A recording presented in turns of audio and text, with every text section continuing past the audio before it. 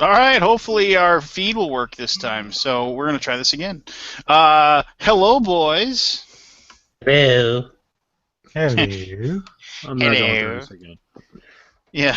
Okay, well, we're all fine. We already talked that we're all fine. I am in the middle of packing up for traveling to Con of the North. It's where I have my open board game room.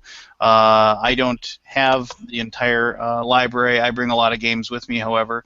I also have a giant box of games to give away that several very kind publishers were kind enough to supply me with, and I'm going to see if I remember them all now because I had time to think about it.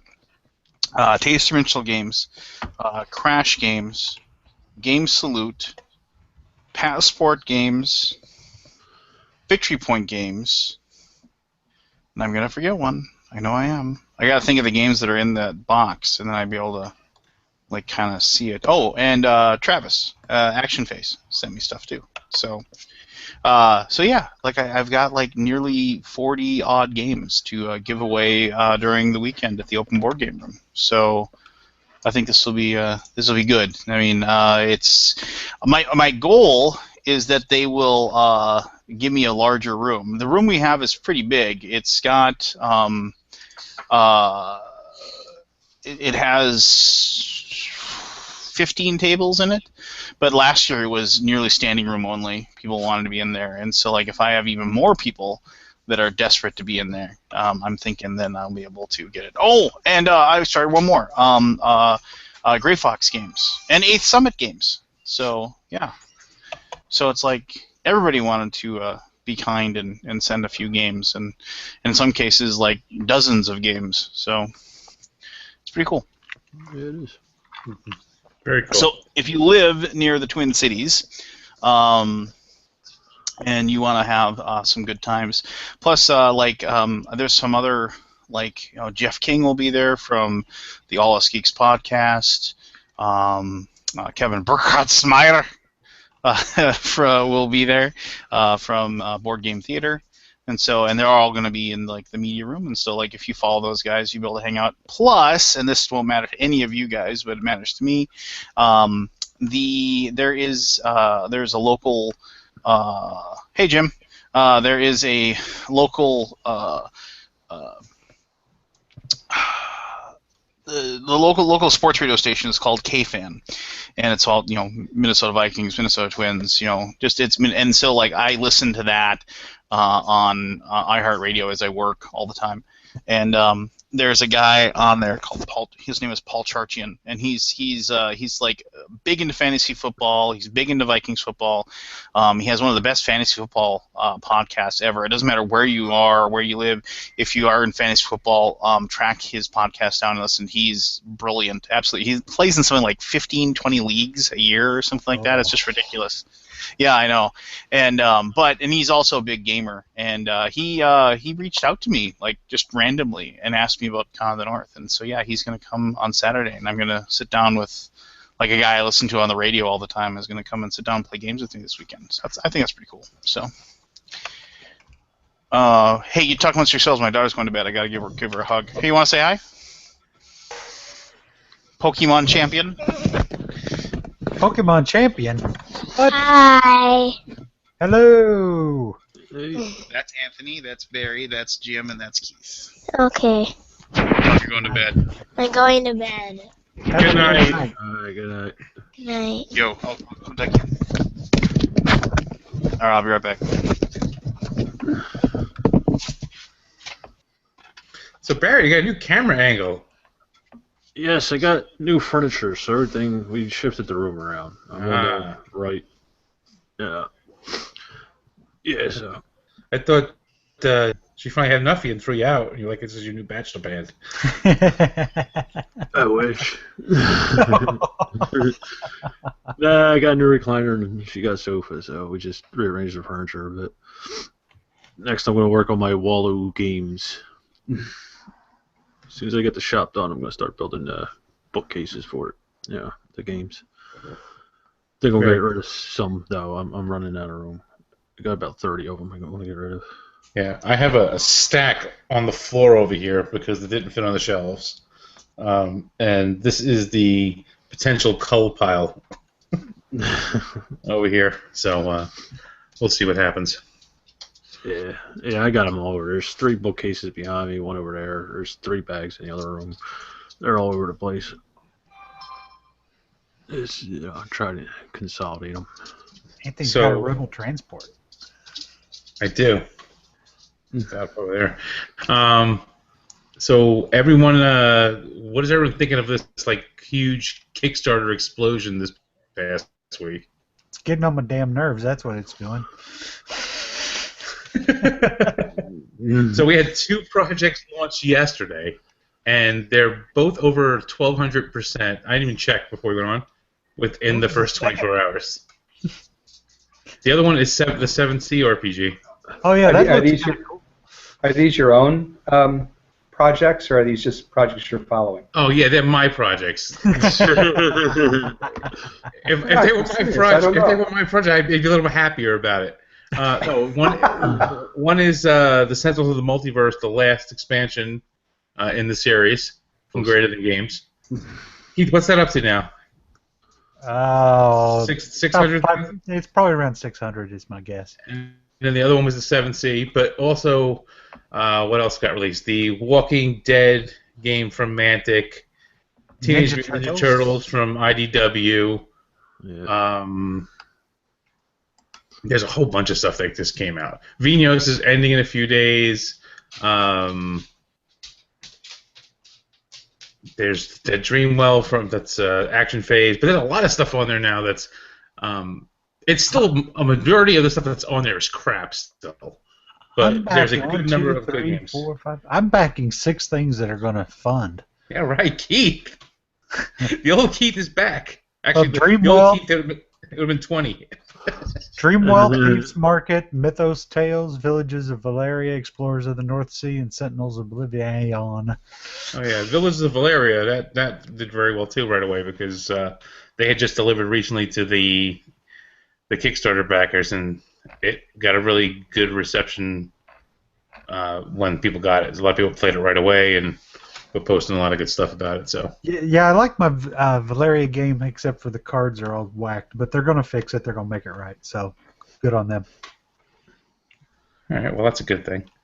And I tell you what, they were really good at communicating with me. When I reported, they're like, "Hey, can you give us more information?" And then as it came out, they talked to everybody, got back to them, and that's what I want to see from somebody.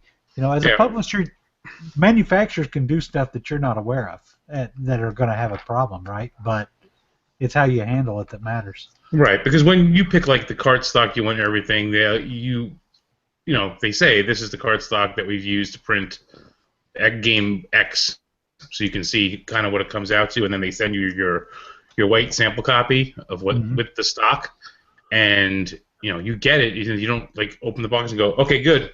You look at it, you play around with it, you feel it, and stuff like the warping of cards, because it's not that they warped after playing it several times. They warped pretty much out of the box. Yeah. And that you can tell on the white copy. I don't think you can in this case, because what happened was the manufacturer didn't let the card stock cure before they printed it. Yeah, but they're supposed to, what you call it? They're supposed to, like the stock you get. Yeah.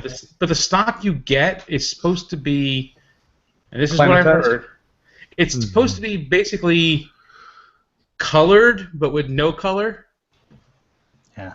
It didn't happen to every copy. Some copies are perfectly fine. Some of us got warpy stuff, but they're going to make it right. And it's playable. So it's interesting. Panda now says they're not doing the white boxes anymore, the white copies. What you're going to get for your white copy is actually almost a fully rendered mass production copy. The only difference they claim is that the cards are cut out rather than machine cut. Okay. So it'll be a lot nicer in terms of not only the feel of the cards, but the color of the materials and stuff also. That's pretty cool. Yeah, I guess it saves a step too. Yeah. A little more efficient. All right, a bomb is going to go off any second now. I can hear it ticking down. You say ticking down or sitting down? Ticking down. I heard something like it was like making a ticking noise, and then it started slowing down. I was like waiting for someone to explode on the screen. It's coming back. Who knows? Brandon said there's 128 people backing Sentinels of the Multiverse at the $400 level. Gotta get the not one of plushies. those. Gotta get the plushies.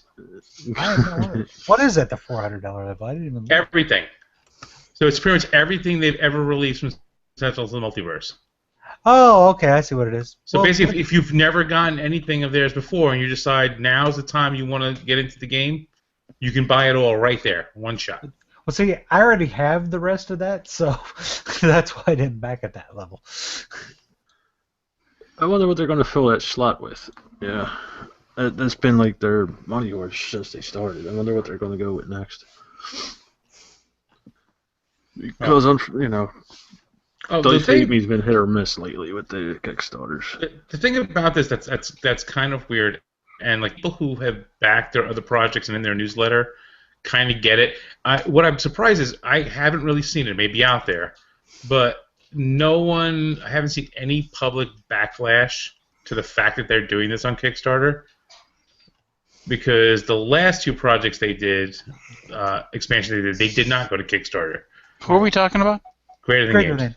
Okay. And they kind of made the statement at the time that, the line is established. We don't feel the need to have to go to Kickstarter, and now they're back at Kickstarter. And I really haven't seen people go, "What happened if they said you weren't coming back to Kickstarter?" I know why they came back. It looks like the backlash is at the tune of $588,000. Yeah, I'm saying we didn't see any of that. And one of the reasons why they did it was because Chris Bedell is a nice guy, and people don't understand.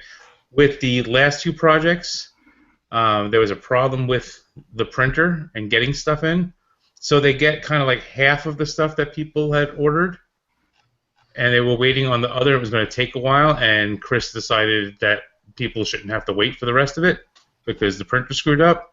So they pretty much shipped 2 shipments to everybody instead of shipping one, and didn't charge anyone anything extra for the extra shipping. So they took a bath on the extra shipping costs. Yeah. So it's one of the things. I think the other thing is, this is a nice big hurrah celebration party kind of thing. This is how we started. Let's go out, with this the same way. And I think this is easier than a pre-order system to do all the different tiers they're trying to do. Yeah, that's the other thing too, because the fact that there was different tiers and different things to put in. I mean, it's if you go back to the early days of the Game Salute projects on there, when Robert Burke did his first game, Cartoona, and if you go back and look at the campaign itself, there are so many different pledge levels when you figure out what people could get for add-ins. There were so many combinations that Robert actually flew up there from Atlanta to New Hampshire to pack boxes. And they literally sat there, and this is in the beginning, a lot of the projects were like this.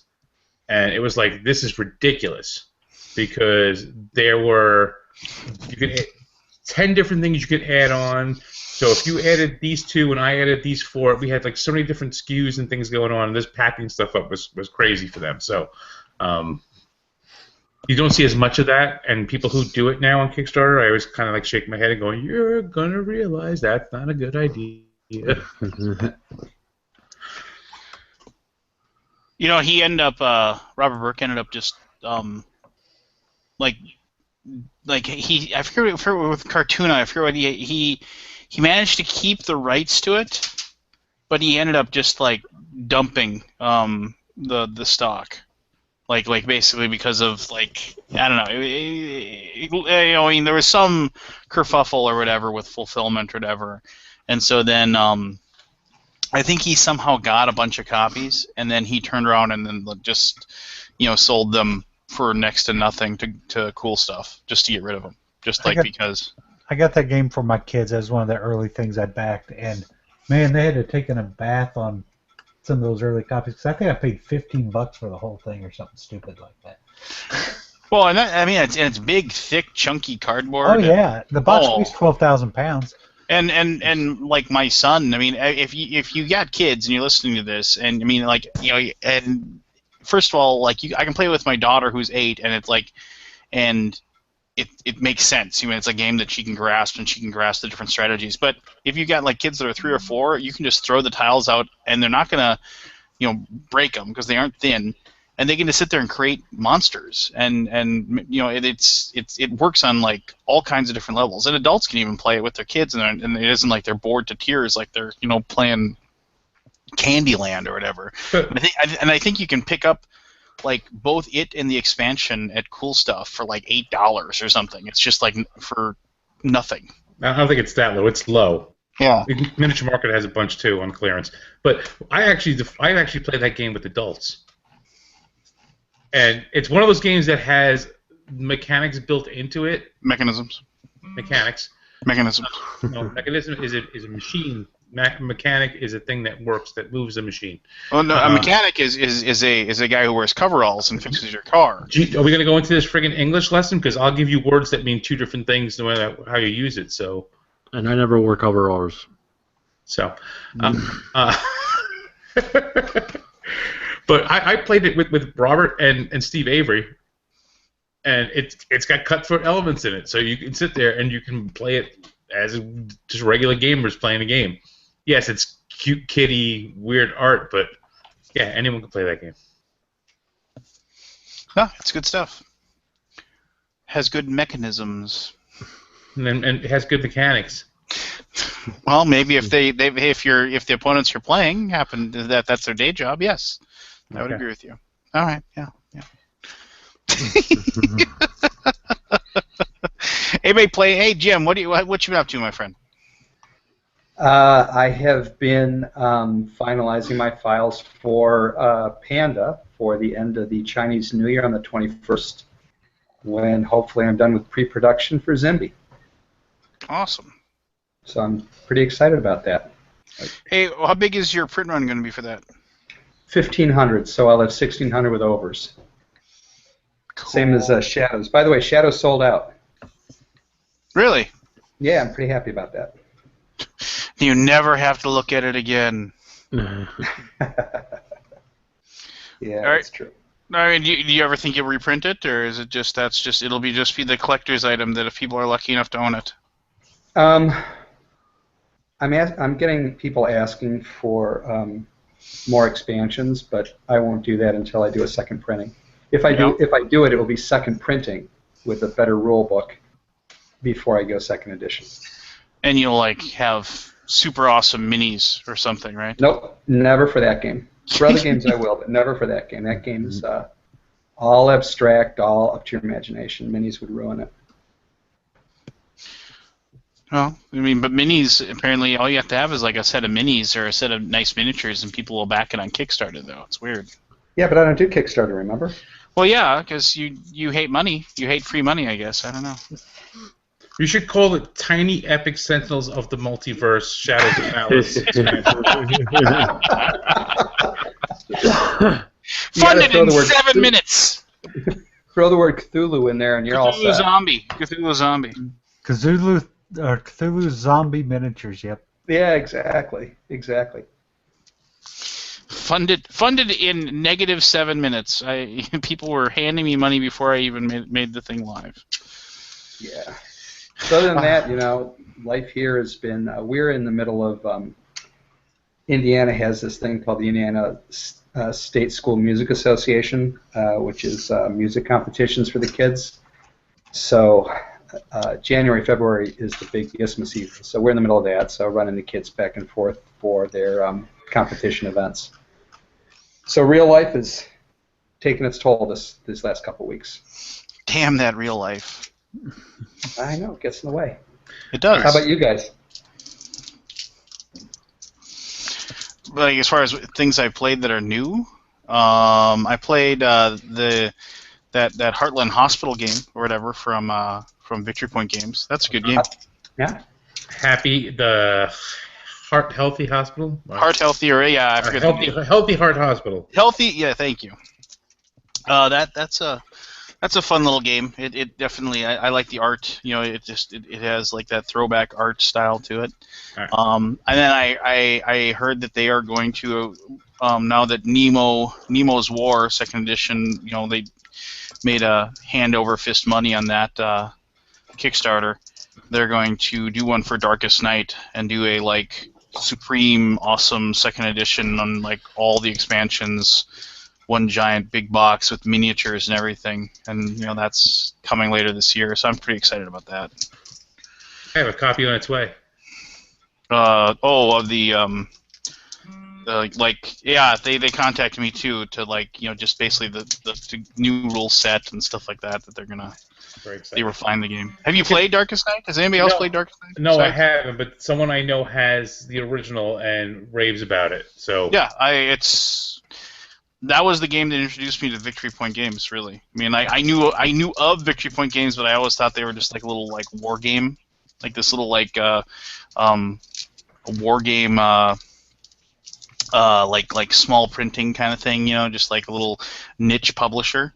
And then they were like, oh no, you gotta try this this game out. It's pretty awesome. And I tried that out, and I was just like, whoa. As far as like, it like you know like I've explained it before, but it's just it's a co-op with basically the premise is kind of like, you know, what if Sauron won? You know, that's the premise. You know, like there's basically one small bastion of good left in the world where your heroes are at, and they have to go out and look for these pieces of this artifact that can defeat the evil. And then basically it's this necromancer that like basically this really powerful necromancer that roams the land and really does roam the land. It chases you down and great stuff, fun stuff. All right. Hold on. Before we go any further, I'm going to have an immature moment here. Keith? Yeah? Can you go to the Sentinels of the Multiverse page? Kickstarter page? I need your hit the screen share, baby. Yeah, he's the master of the screen share here. Hold on, let me get it pulled up first. I dabble in drawing. I will never say I'm an artist. People say I can draw, but I never usually criticize people's artwork. And I think the artwork in that Sentinels has evolved immensely since the beginning. However, there is a choice in one piece of art here that this looks odd to me, and I just wanted to see if it's just me or not. So, Keith, let me know when you got it there. He's got it. Can you scroll up to the picture of Harpy, please? Or scroll down now to the picture of Harpy.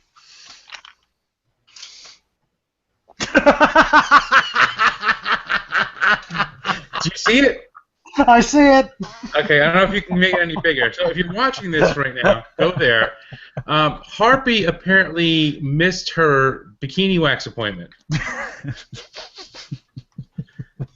It's a shadow. It's a shadow, but I saw what he was talking about. As soon as you looked at it, you saw it, didn't you? Get your mind out of the when gutter. you said it looked a style choice, I looked and said, "What could he?" Oh my God, I see it. The problem is the lines aren't contoured. Yeah, and now I'm having flashbacks to Revenge of the Nerds.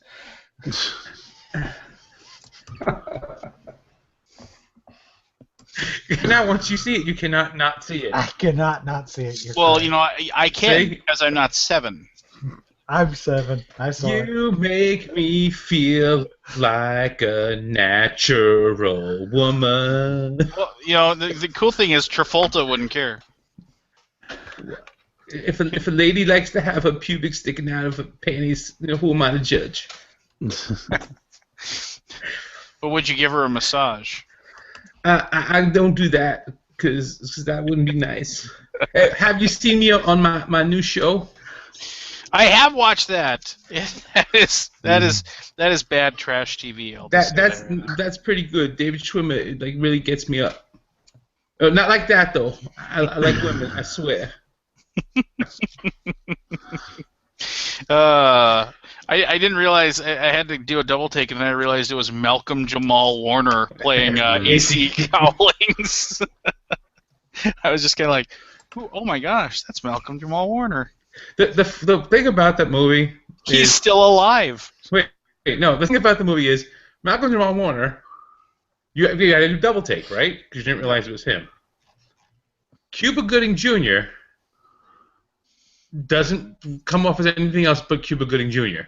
Yeah. True. David Schwimmer, however, comes off as Ross from Friends in everything he does. He does. That was one of those things where that was a weird thing about that show is that it was.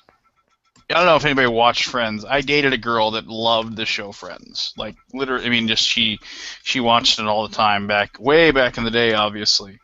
And the thing was with that was that like nobody I knew liked Ross. I mean, it was just like everybody always said he was just really whiny and he wasn't funny and they didn't like the stories based on him. Everybody always liked Joey or Chandler, but all the major storylines were about Ross. Ross was awesome.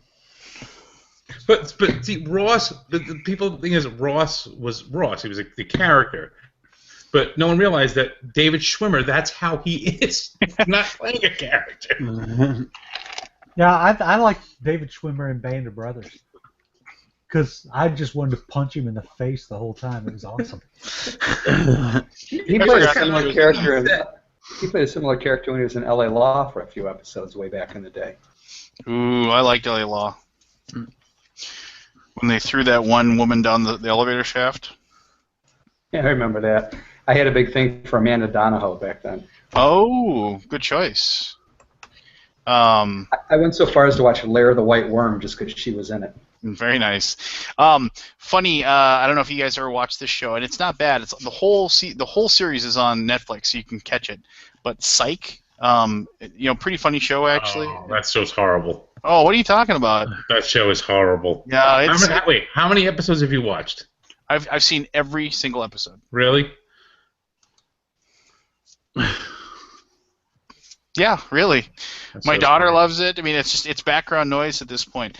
If you ever watch it, if you watch it, it's one of those things where it's like if you got to watch like normally like when you watch a TV show, like when people are talking, it's like you can kind of tell a good acting TV show versus a bad acting TV show.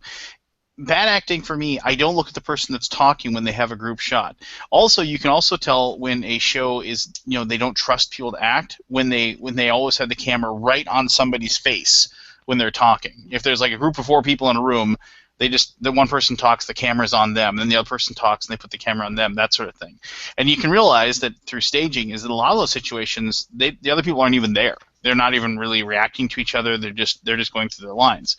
But with Psych, whenever there's like a situation where there's multiple people in a room and they're all talking, like look at the other people that are in the room. They react like very hilariously to how everybody else talks and everybody else acts, and they play off of each other's reactions and the way they talk and everything. It's actually, it's quite good. But anyway, in Psych, Corbin Burnson plays Sean, the fake psychic, plays his father, and he plays, and he was of course the lawyer on L.A. Law, and there was like a flashback where they showed, and Corbin Burnson is at like some store with Sean as a young boy, and Sean wants to get a computer. He wants, Dad, will you buy me a computer? And he said, computer? Why do you want a computer? He's like, oh, these things are the wave of the future. Everybody's gonna be using them. He's like, son, computers are a fad, just like L.A. Law. Nobody's gonna care about it at all. And they have all kinds of little lines like that where they reference like pop culture and things like that. There's an entire episode where they run around wearing old school Battlestar Galactica helmets, and it's.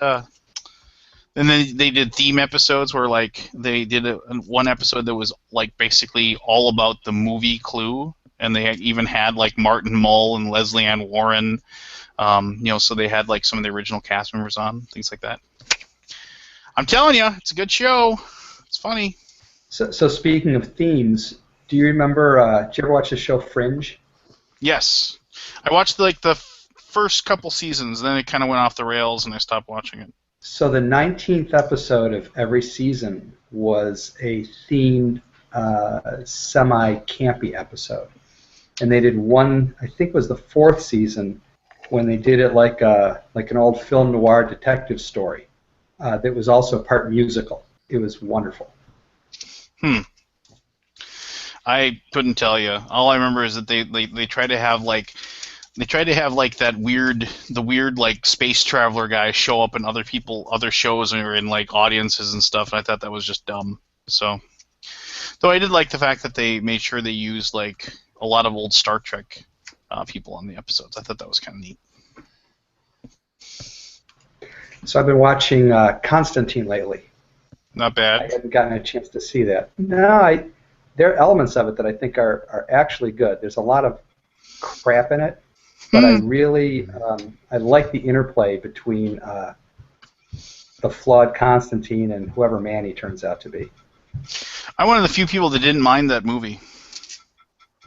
The movie I thought was fine. A lot of people didn't like it. I didn't watch the TV show because they didn't let him smoke. I'm sorry?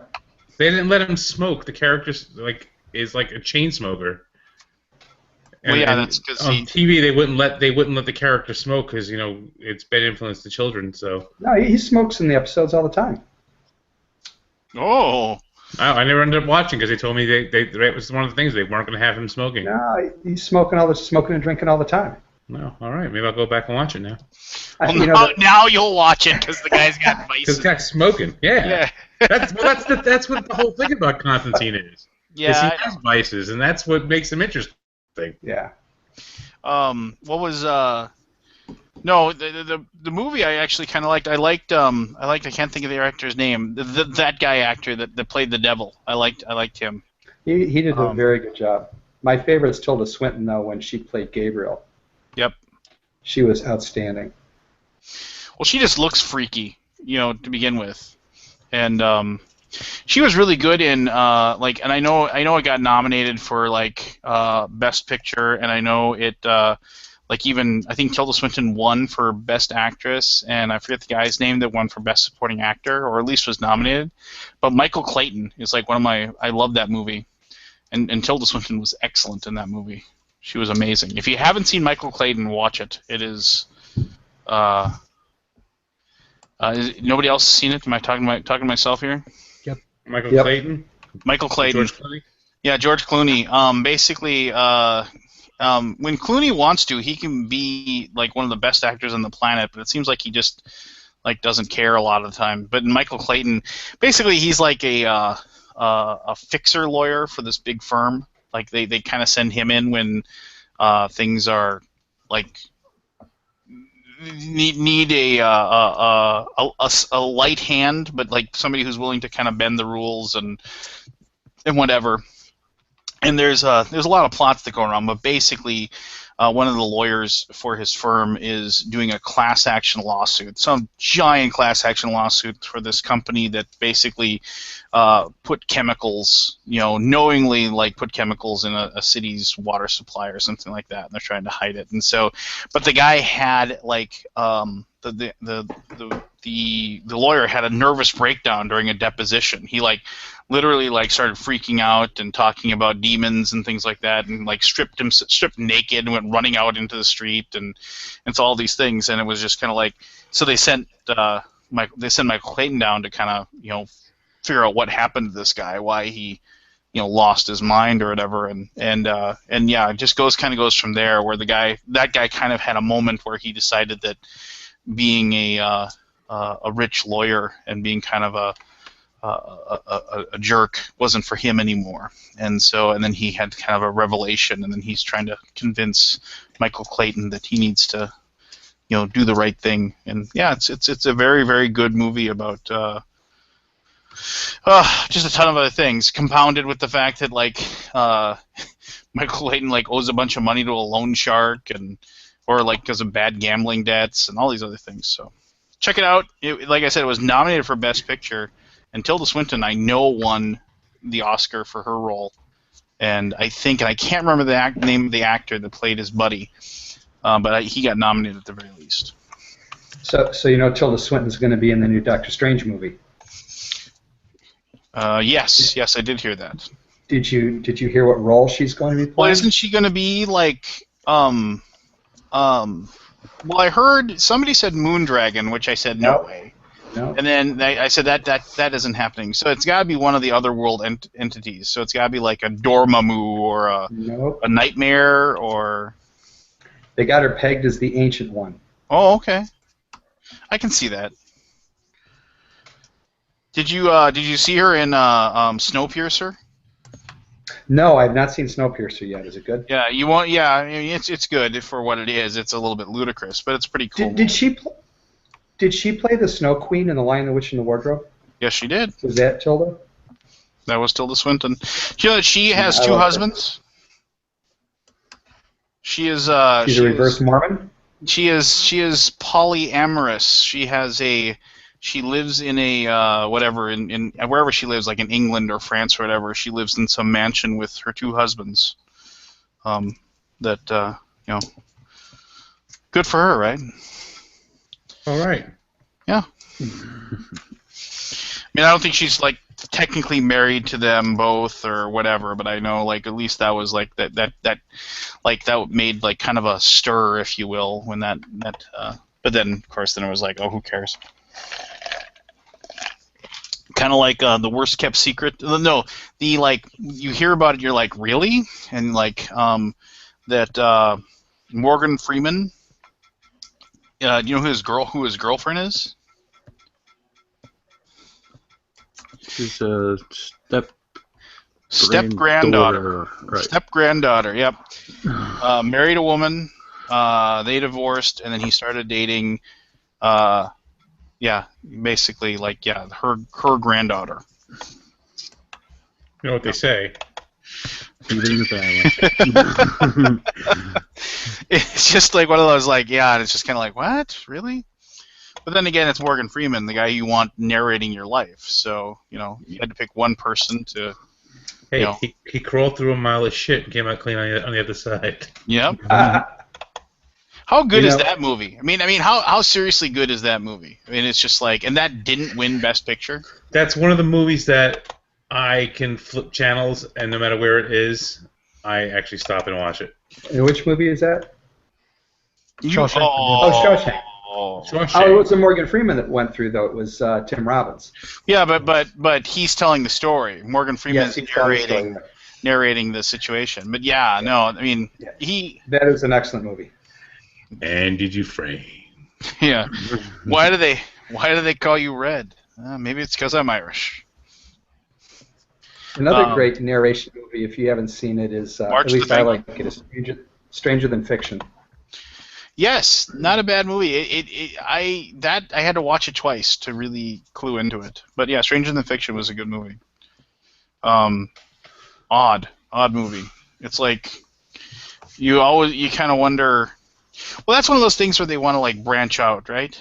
Right, where they want to like the people that are in those. That's like they want to like, oh, I'm getting typecast. I need to do something different now. I need to, I need to partake in something that isn't what people normally expect from me. Kind of like. Well, I think it worked for Will Ferrell. Well, I mean, did you ever see what is the movie where Will Ferrell goes home and all of his stuff is on his lawn and he's a drunk? I forget what the name of the movie is. It came out like a year or two ago. That's a really depressing movie. My First Marriage? Oh, no. I thought you were being serious there, but No. Womp womp. That sucks. I'm sorry. Oh, no, that's not true. It was a joke. Oh, okay. That's what you call comedy. Well, you know what they say? Like they say, if you want to be a good comic, one of the things is you got to tell the audience the saddest story you know, and then if you tell them the saddest story you know, and then they're on your side, and then anything you say after that, they'll laugh. So it's like you got to share just a little bit of grief to get people on your side before you can go through with the rest of the story. That movie was called Everything Must Go. Everything Must Go. That's right. Yep. And yeah, he weird movie. Not your standard fare. Well, there's always that movie that someone makes that's not their standard thing, and you sit there and you're like, all right, is this good? Do I like this? Do I like it because it's different? Like the first Jim Carrey movie when he's not like just a crazy lunatic. Well, wasn't that the one where he's on the show, where he's the show? No, he's still Truman? a little crazy lunatic on that one. It's supposed to be serious, but he's still crazy lunatic. But Yeah. one, like when you see him, and like even Man on the Moon, he's playing. It's a serious point, but he's playing a comedy thing. But like, do you ever see 23? That was a horrible movie. But like, it's just so weird seeing him in it. Well, Like, okay, I mean that's fair, but that was a flat out horrible movie. It reminds it was just- me of. Wait, it reminds me of. Have you ever seen The Family Guy when they go to see Philadelphia? Yes. And it's like Tom Hanks. Tom Hanks. Tom It's Hanks! gonna be hysterical. Yeah. Well, no. Yeah. You have AIDS. Ah! Like, Just awful. but every time someone's in a movie like that, and you sit there and you're like, "Holy crap, that is." I love when I'm watching something and then I have that moment where I'm like, hey, it's that guy, and then you can remember like other movies and stuff there, and it's kind of a contest for my wife and I. It's weird how that works. I actually like it the other way when you're watching older movies, and then you see people who are famous now who weren't so famous then. Like I remember seeing Cable Guy, like years after it came out, and people going, "Holy crap, it's Jack Black!" Like, yeah. Yeah. Hey, like I think I've said this before in this very forum at some point, but I remember the first movie that I saw Jack Black in, and I only remember it because of the name. Because there's something I do whenever I go to a movie, I look at who they like in the opening credits. I look for them to give me a name of an actor or an actress that I don't recognize, and then I wait till the end of the movie, and then I look to see what role they are in, so I can kind of then I will remember that person's name and I will remember that role. And so I was watching the very beginning, and the name that pops up was Jack Black, and I was like, that's a weird name. I'll remember that name, and I'm going to see what role that person played. And the role was airplane pilot. Without looking it up, what movie am I talking about? His role was airplane pilot. No name, just airplane pilot. But he had enough of a role in the movie that they actually listed his name in the opening credits. The Tom Hanks movie when he's a Russian guy in the airport. No. Which is based on a true story, actually. The Tom Hanks movie when he gets stranded on a deserted island. No. That movie, my friends, was Waterworld. Really? He plays the airplane pilot, the bad guy airplane pilot. So here's the one thing I hate about the whole someone who was in a movie but wasn't a star then and then becomes a star is when they show it on TV, the movie later, that person all of a sudden becomes the star of the movie to the announcer. Oh, yeah. Have you ever heard this? Yeah. We'll return to Revenge of the Nerds starring John Goodman after these messages. I used to laugh every time he was on, and when Roseanne was on, that's every time it was on the TV. Like, we'll be right back with Revenge of the Nerds starring John Goodman. I'm like, he's in like. And you got beat by a bunch of nerds. He's in 10 minutes of the movie, but he's the star now. Did you ever watch a movie that was so engrossing that you didn't even notice who was playing what character? One time, like I didn't know who was in the movie, and I saw Blow, and I did not realize that was Sean Penn in the movie. Oh, really? Yeah, I'm watching. I'm like, who is this guy? And then, like, literally, like, 3/4 of the way through his part of the movie, I'm like, holy crap, that's Sean Penn. So one of the things that I like is I like some British dramas, and I don't know any of the actors. And it's a different experience when you watch those because it's all about the story and this whole element of where have I seen this person, what do they do, is this from another movie, etc. It's all stripped away. It's a completely different viewing experience. Yeah, I don't watch too many. My wife watches them, like the shows, the BBC shows and stuff. Yeah. She watches them and like stuff sometimes. Like like my father used to watch like Masterpiece Theater and those things, but I never got into that. Monty Python, Benny Hill, I'm there, but Yeah. Well, Um, it's very different when you don't have any sort of cultural history with the person playing a role. It's just a different experience. it's like going to the theater and seeing Yeah. a Broadway play that's not starring, somebody in the role for that period. you just made me think of Family Guy again. Tonight's role of whatever will not be due to illness. Tonight's role of it will be played by Kirk Cameron. Like Stewie's like, oh my, Kirk Cameron, what a delight. Sorry. No. God, I had something clever to say, and now I forgot what it was. It wasn't clever, don't worry. Yeah, it probably wasn't. Mhm. No. Dang it. Talk amongst yourselves. It'll come back to me here. All right. In the meantime, someone in the chat wanted to know what we thought of the Zombie Tower 3D Kickstarter game. Zombie Tower? Yeah, it was launched today. It has it's a three-dimensional board. Well, I gotta check this out. I'll give you my. This will be like my gut reaction after seeing it opening. Hold on. If I recall seeing it today. I didn't actually look at the project. All right, It has a Zombie three-dimensional Tower. board. Zombie Tower 3. Oh, I like the opening picture already. So Zombie Tower 3D. So they want 20 grand. They already got 6. That's not bad actually, for basically something that came out of nowhere. I mean, obviously, with any, I'm looking at the revolving GIF here of the board. You know, I worry about how sturdy it is with any of these things, but if that's okay. So let's see here, 5 PC tokens, so three-dimensional board. Yes, it is a 3D board that stands up. During the game, you may only look at your own space in the building, but cooperation is still key. Oh, I like that idea that you can't keep looking around. And it changes between 3 and 4 players. So a 3-player game, there are 3 sides to the tower. In a 4-player game, there are 4 sides to the tower.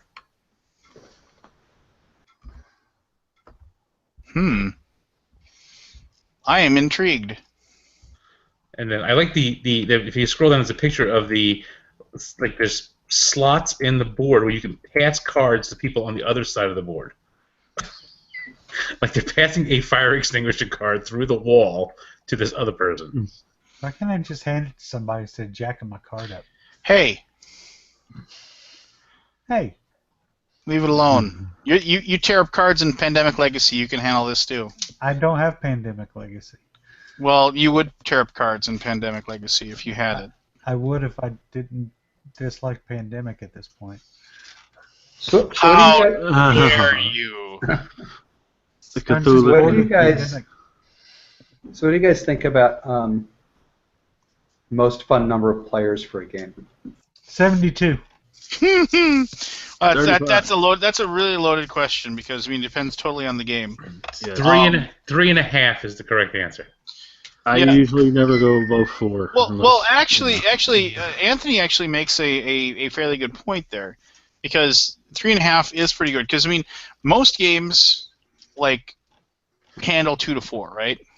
What are you playing with? 3 and a midget? What's 3.5? Oh, jeez, shut up. you don't talk for an hour, and when you open your mouth, you make fun of me. No, so there are tons of games out there that are great. With 2, it's a completely different game, right? It's just there's 2 players, so it's just not the same. There's if there's spots to use or anything like that, it's just the game. You don't run into each other, you don't butt heads. You're just kind of dancing around each other for a while, and then just you doing your thing. If you play with 3 players, it's a game where there's not as much downtime. So it's you're all the action of the game is kind of always propelling forward. And then when you play with 4 players, you kind of have more of a thinky game, but then you have AP and like I said, downtime and things like that. So it's like Grand Austria Hotel. I really like that game. when I finally do my top 10, it'll be in my top 10. It won't be in the, it'll be in the lower part of the top 10. But Grand Austria Hotel is a really fun game. For the year of all time? Of the year. Okay. So, it's great with 3. Excellent with 3. I mean, it's just like 4, you're waiting just that hair too long. For Oh your my turn. God! When you're first player in 4 players, it just kills you to wait for your turn to come back. Mm-hmm. Because it has a serpentine action. Because it's like, oh, I went first, so you got to go through, and everybody else takes their actions. So it's like you go first, then the 2 guy, then the 3, then the 4, and the 4 takes the 5th, the 3 takes the 6th, the 2 takes the 7th, and then you finally get to take your last action. Then you have to wake me up, and that's the only thing I disliked about that entire game. Yeah, I mean, but the game itself is great. excellent. It's awesome. I love rolling all those dice and using the dice for different things. I love the fact that you can pass, and basically you're just giving up on a die, but you're then passing to hopefully, like, theoretically have more variability with your actions. It really is a brilliant design. You can't play that with 4. I mean, if 4 is, and if you play with 4, it makes it so you don't want to be first. You're actually, like, even if there's like a card or something you really want because and you want to go first to do that action, you end up wanting to go second or third because then you can, like, just have your actions kind of spaced out. Even like going fourth is cool because you go 4 and 5 and then you're just like, okay, I'm done. And then you can just sit back and relax and let everybody else worry about it.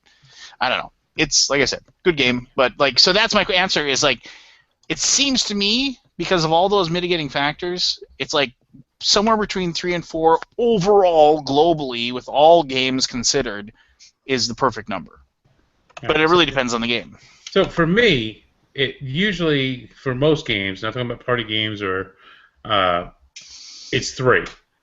And if ever, I've come to find lately, and if anyone else feels this way, anytime the box says 2 to 5, that game does not play well with 2 people. Yeah. It's a rare game, and then there's usually a rule. There's usually something. Now you have to set up 3 dummy players like 2 to 4. Devil. 2 to 4, the 2-player game usually works really well. But when it's 2 to 5, that 2-player game almost never plays right. It's a totally different game. Even if it's not a change your setup and don't use this part of the board and do this, it just does not feel the same. But if it's 2 to 4, like, example, all of the What's Your Game games are 2 to 4, and they play good with 2, 3, or 4. The game is great with any cast. But to be fair, they're a different experience with those different numbers. No, but yes, but the games still all play great. When you go to games that are 2 to 5, most times the 2-player game is, okay, you do what you want to do over there, I'll do what I'm going to do over here. At the end of the game, we'll figure out who won. A garden game. But I mean, they talked about this on Dice Tower this past week. This is their topic, and the other one that people were saying were whatever the max count of people is, 1 less is when they first play a game. They want to play it with 1 less. So if it's 2 to 4, they want to play it with 3. If it's 5-player max, they want to play with 4, and that kind of makes sense too. There are some games though that I will tell you that the games are way better when you play with the full number of people. Yes. Game of Thrones board game is better with 6 people. Yeah, I hate playing Game of Thrones with less than 6. I won't play it with less than 6. I just 5 is doable, but everything else get, does not work. I get to play Game of Thrones this weekend. I got my game set up. We know who's going to play. I know I'm going to be playing that for probably 6 hours at some point, and I can't wait. I'm giddy with excitement over playing it. Even if I get Lannister and get destroyed right away at the beginning, it's still so much fun. Just remember to repay your debts. Yes. No. I always kind of hope for the only time I've ever won, actually, and I've only won 2 games of Game of Thrones board game ever, and the only time I have ever won is with Greyjoy. So I don't know what it is. I just I've played several times and I've seen all different factions win. I have. I mean, Lannister seems. I mean, Lannister you'd think would have a tough time, but I mean, Lannister. I mean, if you're a Lannister, you have to broker a deal right away. Get somebody not to attack you. Because if everybody decides you're going down, you're done.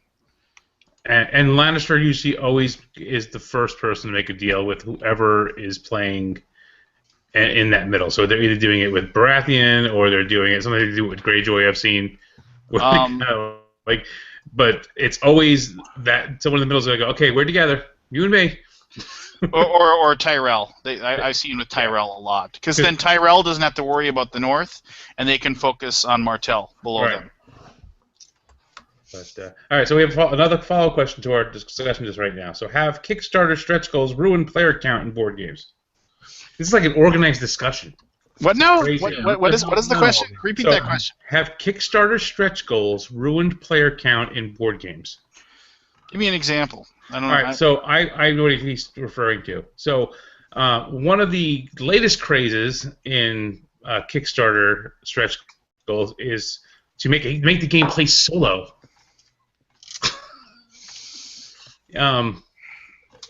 And I can't stand when they do that. I like games that have solo way to play them, but the fact that you try to cram a solo game into a game that was not designed to be a solo game is ridiculously nonsense. And then the new, now it plays 6 people. I don't care. You know, I'm not going to play with more than 4. You designed it for 4. Now all of a sudden you play 6 because there's things that are varying. Like Nemo's War, they changed a way to play it so you can play with 4 people instead of being a solo game. But I think that's a little bit different than, you know, I designed this game to be a 2 to 4 player game, and now all of a sudden 12 people can play it. It's a stretch goal. Now 2 rooms and a boom, playable with 2.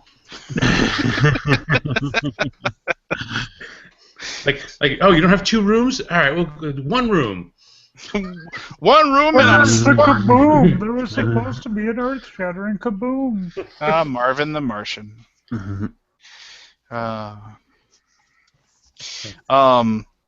Remember, I don't know why I thought of this, but I mean, I used to wake up and watch the Bugs Bunny Roadrunner Hour in Saturday mornings back in the day.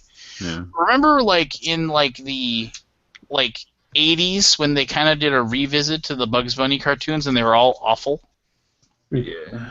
I mean, the animation just wasn't as good, and it just looked ugly.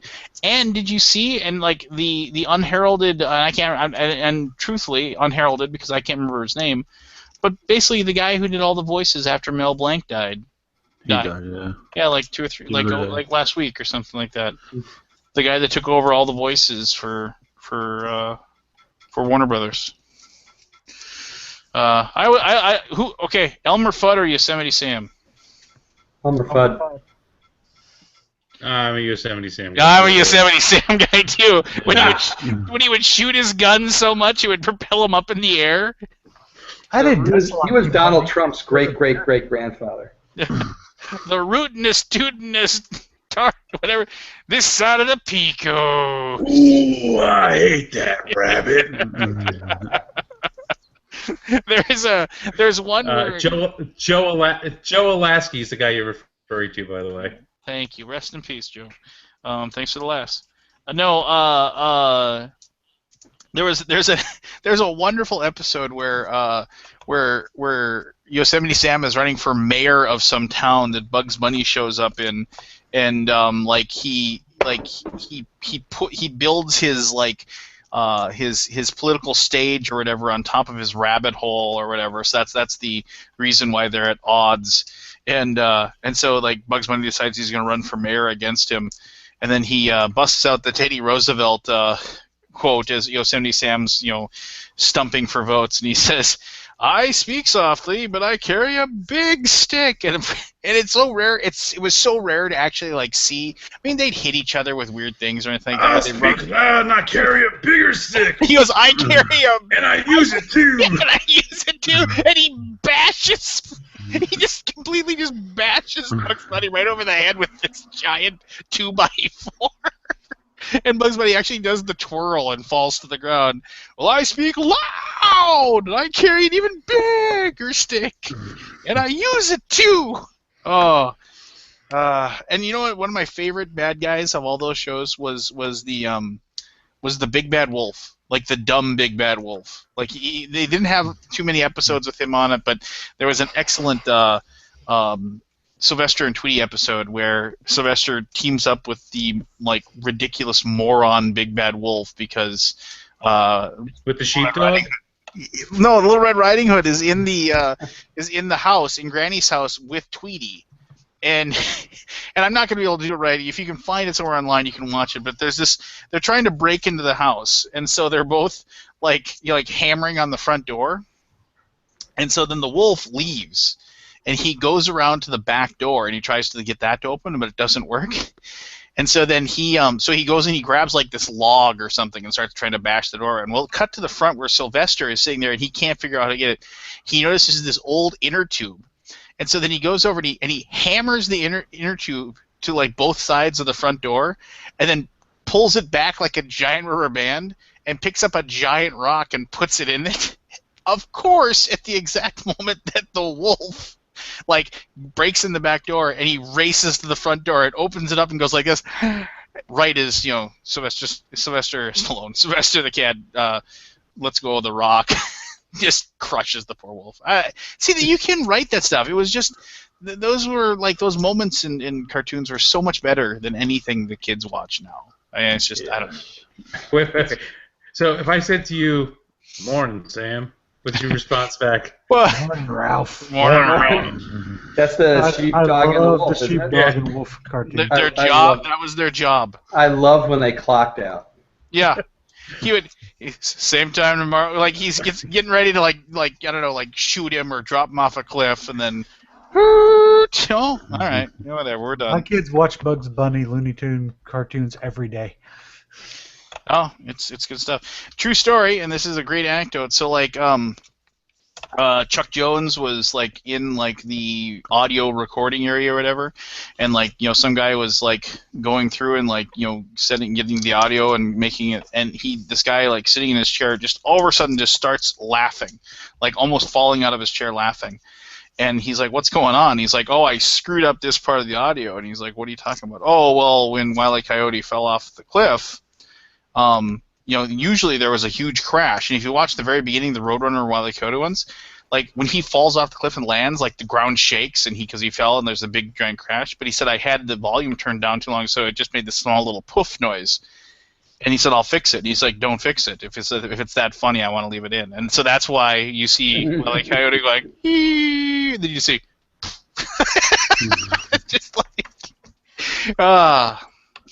there was a great interview before Chuck Jones died, obviously, where he said they asked him his opinion of The Simpsons because he was talking about cartoons and what he thought the art of cartoons was.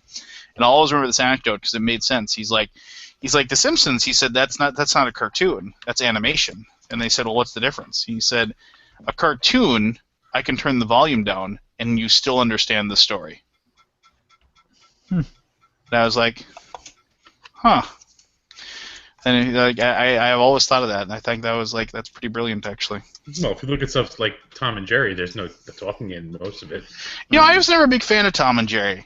It was like because of the fact that it was always so one-sided. I mean, Tom. I mean, admittedly, I do want Tom to win once in a while. Yeah, and it never did. I mean, even when like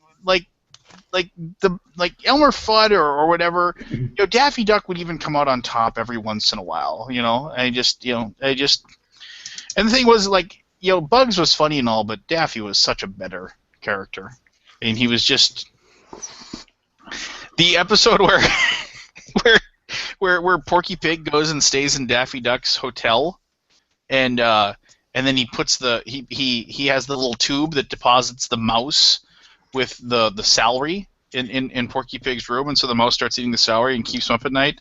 And because the room only costs 10 cents a night, and he's like, 10 cents a night? That's crazy. And then he goes, oh, I need this mouse to get rid of. And so mouse removal. Mouse removal. Yep. Brings up the cat. He's like, give it here. He's like, no, I'm sorry. It'll be $5 for the cat. And then And of course, then the cat won't get off the bed, and so he can't sleep. And he's like, "I need the cat removed." And he brings the dog up. Oh no, that'll be $50.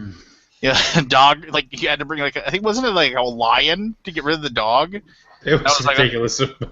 Yeah, there was $100. Then it was and then to get rid of the lion, it was an elephant, and that was like $500. And then to get rid of the elephant, he had to bring up a mouse. Of course. So we came full circle, with the shenanigans that they were pulling. Did you ever see Chuck Jones's Golden Rules for the Roadrunner cartoon? No. So you can look him up online, but he had these rules that he wrote that governed every Roadrunner episode. And my favorite was always rule number 2, where he said, "No outside force can harm the coyote. Only his own ineptitude or failure of Acme products can harm the coyote." Nice. Acme, we put rockets on everything. See, that cartoon wouldn't work today because he would have a lawsuit against the Acme company. Yeah. And I love the fact that he would fill out the order form and put it in the mailbox, and then it would arrive 5 minutes later. Not even. Actually, it would work though, because rule number 7 is all materials, tools, weapons, or mechanical conveniences must be obtained from the Acme Corporation. So he couldn't sue him and put him out of business, or he couldn't get his stuff. Good old Acme. So I watched a video recently where they recreated shoving a carrot in a shotgun to see what would happen. To see if it would banana split the barrel like always happened to Elmer Fudd. So the guy took a carrot, jammed it into the end of a 12-gauge shotgun, tied a string to the trigger, and got behind something and yanked the trigger. The barrel banana split the end. It exploded the end of the shotgun. That's awesome. However, the carrot did proceed out of the shotgun with lethal velocity and blew up the target as well. So it will not save your life, but it would explode the shotgun. There's an episode where once again Daffy Daffy and Bugs Bunny are being chased by Elmer Fudd, and there's the classic Duck Season, Rabbit Season one, but there's one where they both dive into a hole, and I'll always remember this. It's he goes and they hear him run off. And then he tells Daffy, he's like, "Hey, poke your head up and see if he's still there." He's like, "Rightio!" And you see him, and he lifts it, and he pulls himself up, and just as and his head goes off the screen, but just as you realize you hear the shotgun blast, and his legs fly out, and he drops to the ground, and he's like, he's still lurking about. He said, perfect line. He's like, "I got a plan." He said, "You jump out." He says, "You jump out and take off running so I can escape." He's like, and Daffy, without missing a beat, he's like all black. "No more for me, thanks. I'm driving." He keels over.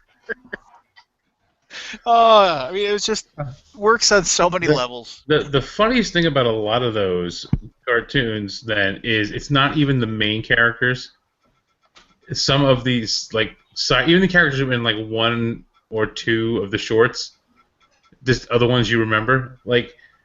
Everyone knows Speedy Gonzalez, but his friend is actually hysterical. Slowpoke Rodriguez. Slowpoke Rodriguez was such an obvious That's drug Speedy reference. Gonzalez. He's my Don't you worry, my friend Speedy Gonzalez will save us. Slowpoke Rodriguez, and you couldn't make that. You couldn't make that cartoon now. But that one and the little mouse from Tom and Jerry in the Three Musketeers episode. That's my favorite Tom and Jerry. Miss your pussycat. Nibbles is his name. I also like the Hanna-Barbera cartoons with Yankee Doodle and Snagglepuss, etc. Snagglepuss is one of my favorites. I still love him. Exit. Stage Right. right. Oh, wait a minute, Mr. Ricochet. There is a comedian named Steve Rizzo who did a bit of cartoon characters at an orgy.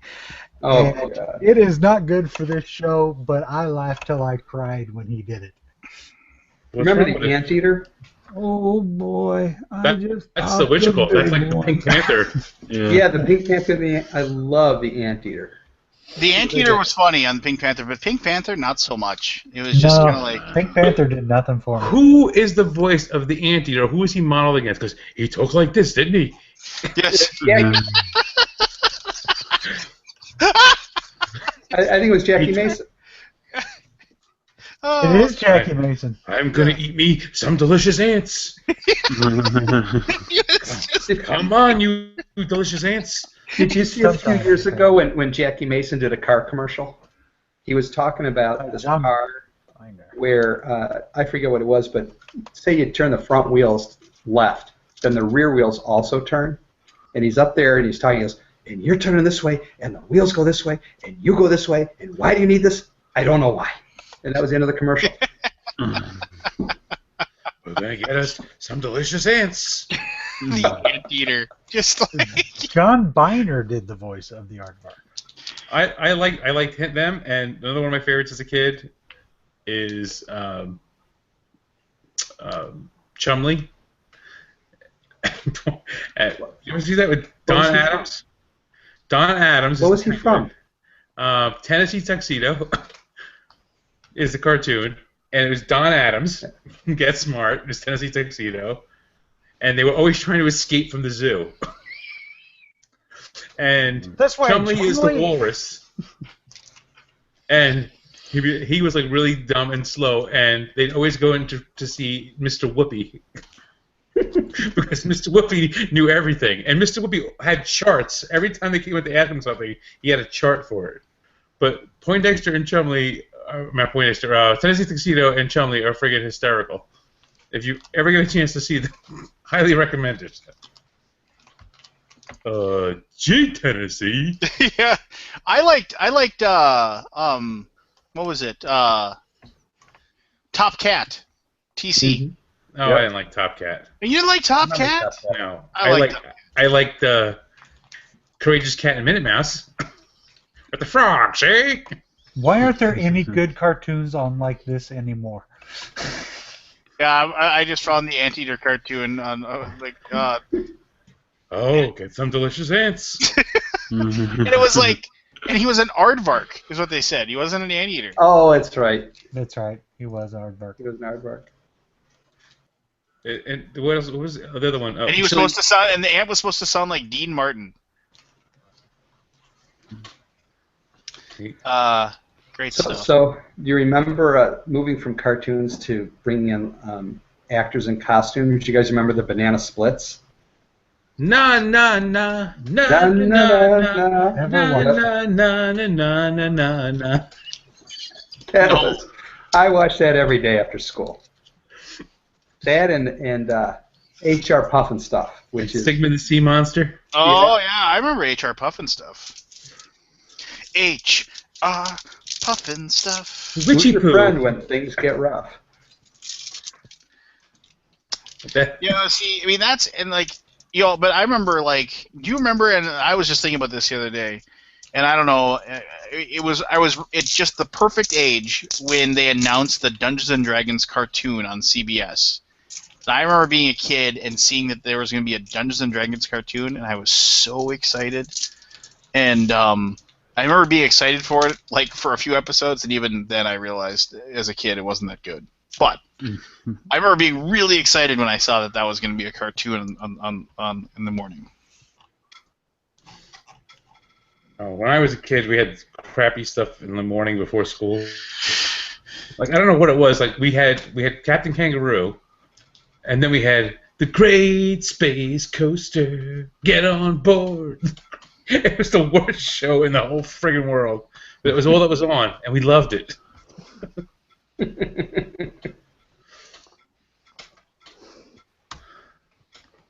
There was they did a G.I. Joe cartoon back in the 90s, early 90s. Where no one got killed? I don't remember that. All I remember was they did an episode, or 2 episodes with this secret, I think it was Hydra or some society like that, where they were using biologicals like plants and things like that. And the art was so good. That and an episode of Ghostbusters cartoon. Where they did the whole Lovecraftian thing. The art was phenomenal. Which Ghostbusters? The real Ghostbusters or the other Ghostbusters? Oh, I don't know. The not so real Ghostbusters. The first one. Was it the one based on like the movie that we're all familiar with, or the other cartoon that was out there? No, the one that was based on the movie. Okay. But they had an episode where they summoned Cthulhu and all that, and killed him by electrifying a Ferris wheel. It was the artwork was phenomenal compared to the crap that was on at the time.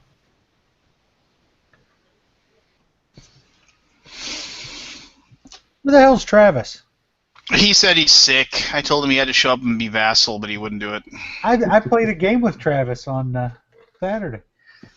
What'd you play? Kodama. Oh, the game that's coming out or whatever. Yep. Is that the Spirit game? Yeah, that's the tree game. I like it. The tree game. That one will do really well for them. Yes, I really liked it. I liked some of the stuff that he's got in that's different from Kiki, that makes it more gamery, for lack of a better term. But the objective cards in your hand and the cards that kind of modify the rules each round, if you will, those are all very cool. So I really like the game. We played it really quickly. Travis beat me by one stinking point. But it was a good time. I missed the Tom impression. I saw it. I was laughing. You saw it? I saw it. I saw the video. The turning body thing. That's dead on. The one thing he missed though was the two expressions of Tom when he sees you for the first time at a convention or something. It's the no look, the no expression, and the surprised look.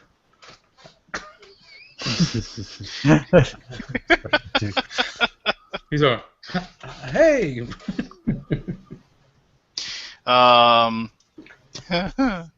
Good stuff. Do you guys go to many conventions? You go to 3. I go to I go to about 3 a year. I mean, I'll go to Con North, but I don't really consider that a convention because it's like it isn't like really getting away. I can drive there, and it's also like my kids and I, we kind of make it a family outing as well. So it isn't like a standard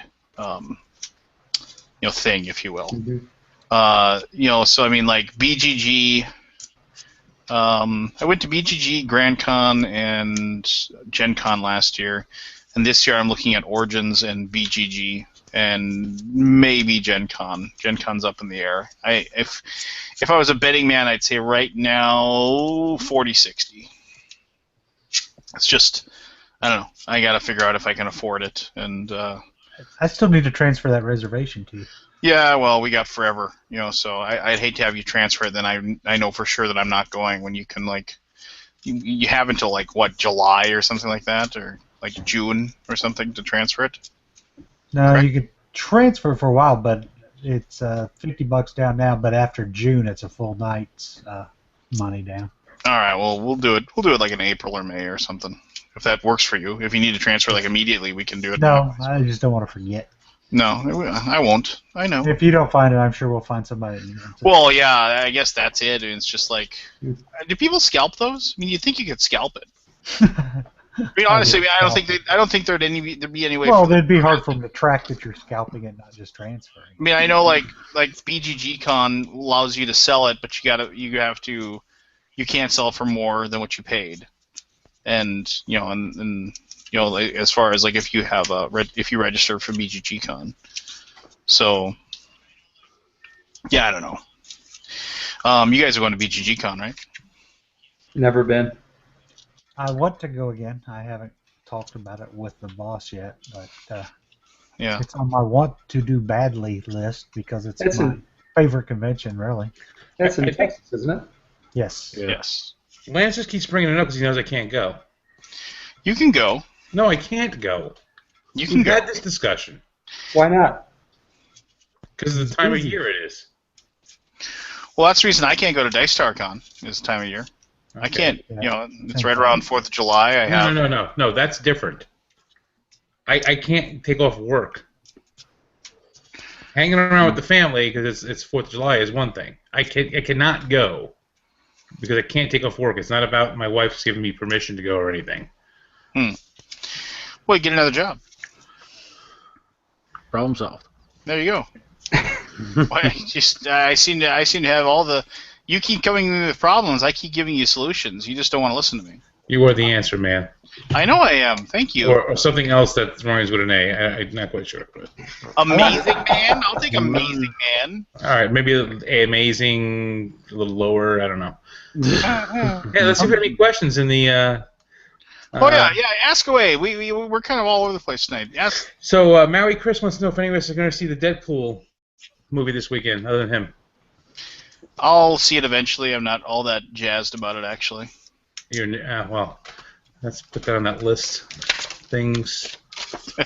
like I say about Deadpool. Deadpool is a let's see, a wisecracking person that with that can't die, that kills people. Oh, where have I seen this? Oh, yes, that's right, Lobo from DC. Oh, I know why you don't like him. Why? Because he's not Minnesota nice.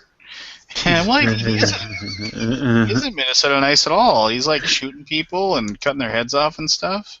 But they're bad people. Not all bad people. I mean, he killed good people too, didn't he? Wasn't he a villain to begin with or something? Yeah, but he changed his ways. He's a mercenary. He was a merc for hire. Yeah, I don't know. Hey, people change. Do you remember when Hulk Hogan was a bad guy? Then he was a good guy. Then he was a bad guy. Then he was a good guy. Then he was just a bad actor. And then he was a good guy. And then somebody taped him making racial slurs, and now he's nothing. Here's one of those creepy, weird, freaking things in life. So he just got remarried to a woman. When I saw the picture, Looked I like thought his it was his daughter. I thought it was his daughter. Exactly like his daughter. Yes, it's weird. You know, I know it. I knew exactly where you're going with that. Super nice guy in person. I met him, talked to him for like 5-6 minutes. Super nice guy. You met him once, and you told me to take your vitamins, and you said your prayers. Yeah, I wasn't 8. I was working in Sturgis, and that was back when they had that Hog Wild or whatever pay-per-view in Sturgis, and the wrestling ring that they set up was right behind. I was working at Hooters in Sturgis, and we had a big giant circus tent, and so then they used our back parking lot basically to set up the thing, and so we got to like kind of watch it as we worked, and I was a kitchen manager, and so we just kind of sat there and and we hung out, and then like after the match, like the next day, I was sitting there, and it was like one of the last days of the bike rally, and there was Hulk Hogan just walking around drinking a beer, and it was just like we were just like, oh my gosh, it's like the most famous wrestler of all time standing like 10 feet away from me. And what were you gonna do when he came running all over you? Yeah, so I didn't know what to do, and then one of these guys that we worked with, who was just a big giant cokehead, just like we were like, oh my gosh, do we like go say hi to him? Do we just stand here? Do we get pictures? And we're like, we didn't know what to do. And this is back when I was a lot younger, obviously, and this guy just walks right up to me and was like, hey, Hulk Hogan, nice to meet you. And he's like, oh, hey brother, how you doing? And that kind of like broke the ice, and so we thought it was okay to go talk to him or whatever. And then I talked to him for like about 5 minutes, and I just said, hey, I really appreciate I watched you wrestle, and it was a really big part of my childhood. And he was like, oh, thanks a lot, man, I really appreciate it. I said, thanks a lot, brother, it really means a lot to me. And I was like, oh. Then I asked if I could take a picture with him, and he had a can of Miller Lite in his hand. And every single time anybody took a picture, he would either hand the can to somebody else or he'd put it behind him. And I was like, oh, I said sponsorship. He's like, no, brother, I don't want to have kids see me drinking beer. That makes it okay. It makes it okay for them to drink then. And I was like, oh, it's actually like kind of thoughtful on his part. And then I asked him if I could have a picture of him putting me in a headlock. And he said, "Oh, he's like, if I do that, I'll get a call from your lawyer in like 2 days saying your neck hurts, and then you'll have a picture to prove it." And I was just like, it's too bad, that he has to like watch out for that stuff. So, but yeah, nice guy. Didn't realize he was a complete racist scumbag. Aldi would like a complete rundown of the People versus OJ. Tell Aldi he can log in. He says he's not feeling well. He hasn't felt well forever. What's wrong with him? Is he okay? I mean, I'm serious. Is he okay? Hey, you know what? $79 million can buy You you know a lot how of dirty money is? Yeah. Oh, Keith, if I could give you a thumb up, I would right now. All right, so I'm giving him 100 points. I'm gonna give you a quick 2-minute synopsis of People versus OJ as John Travolta.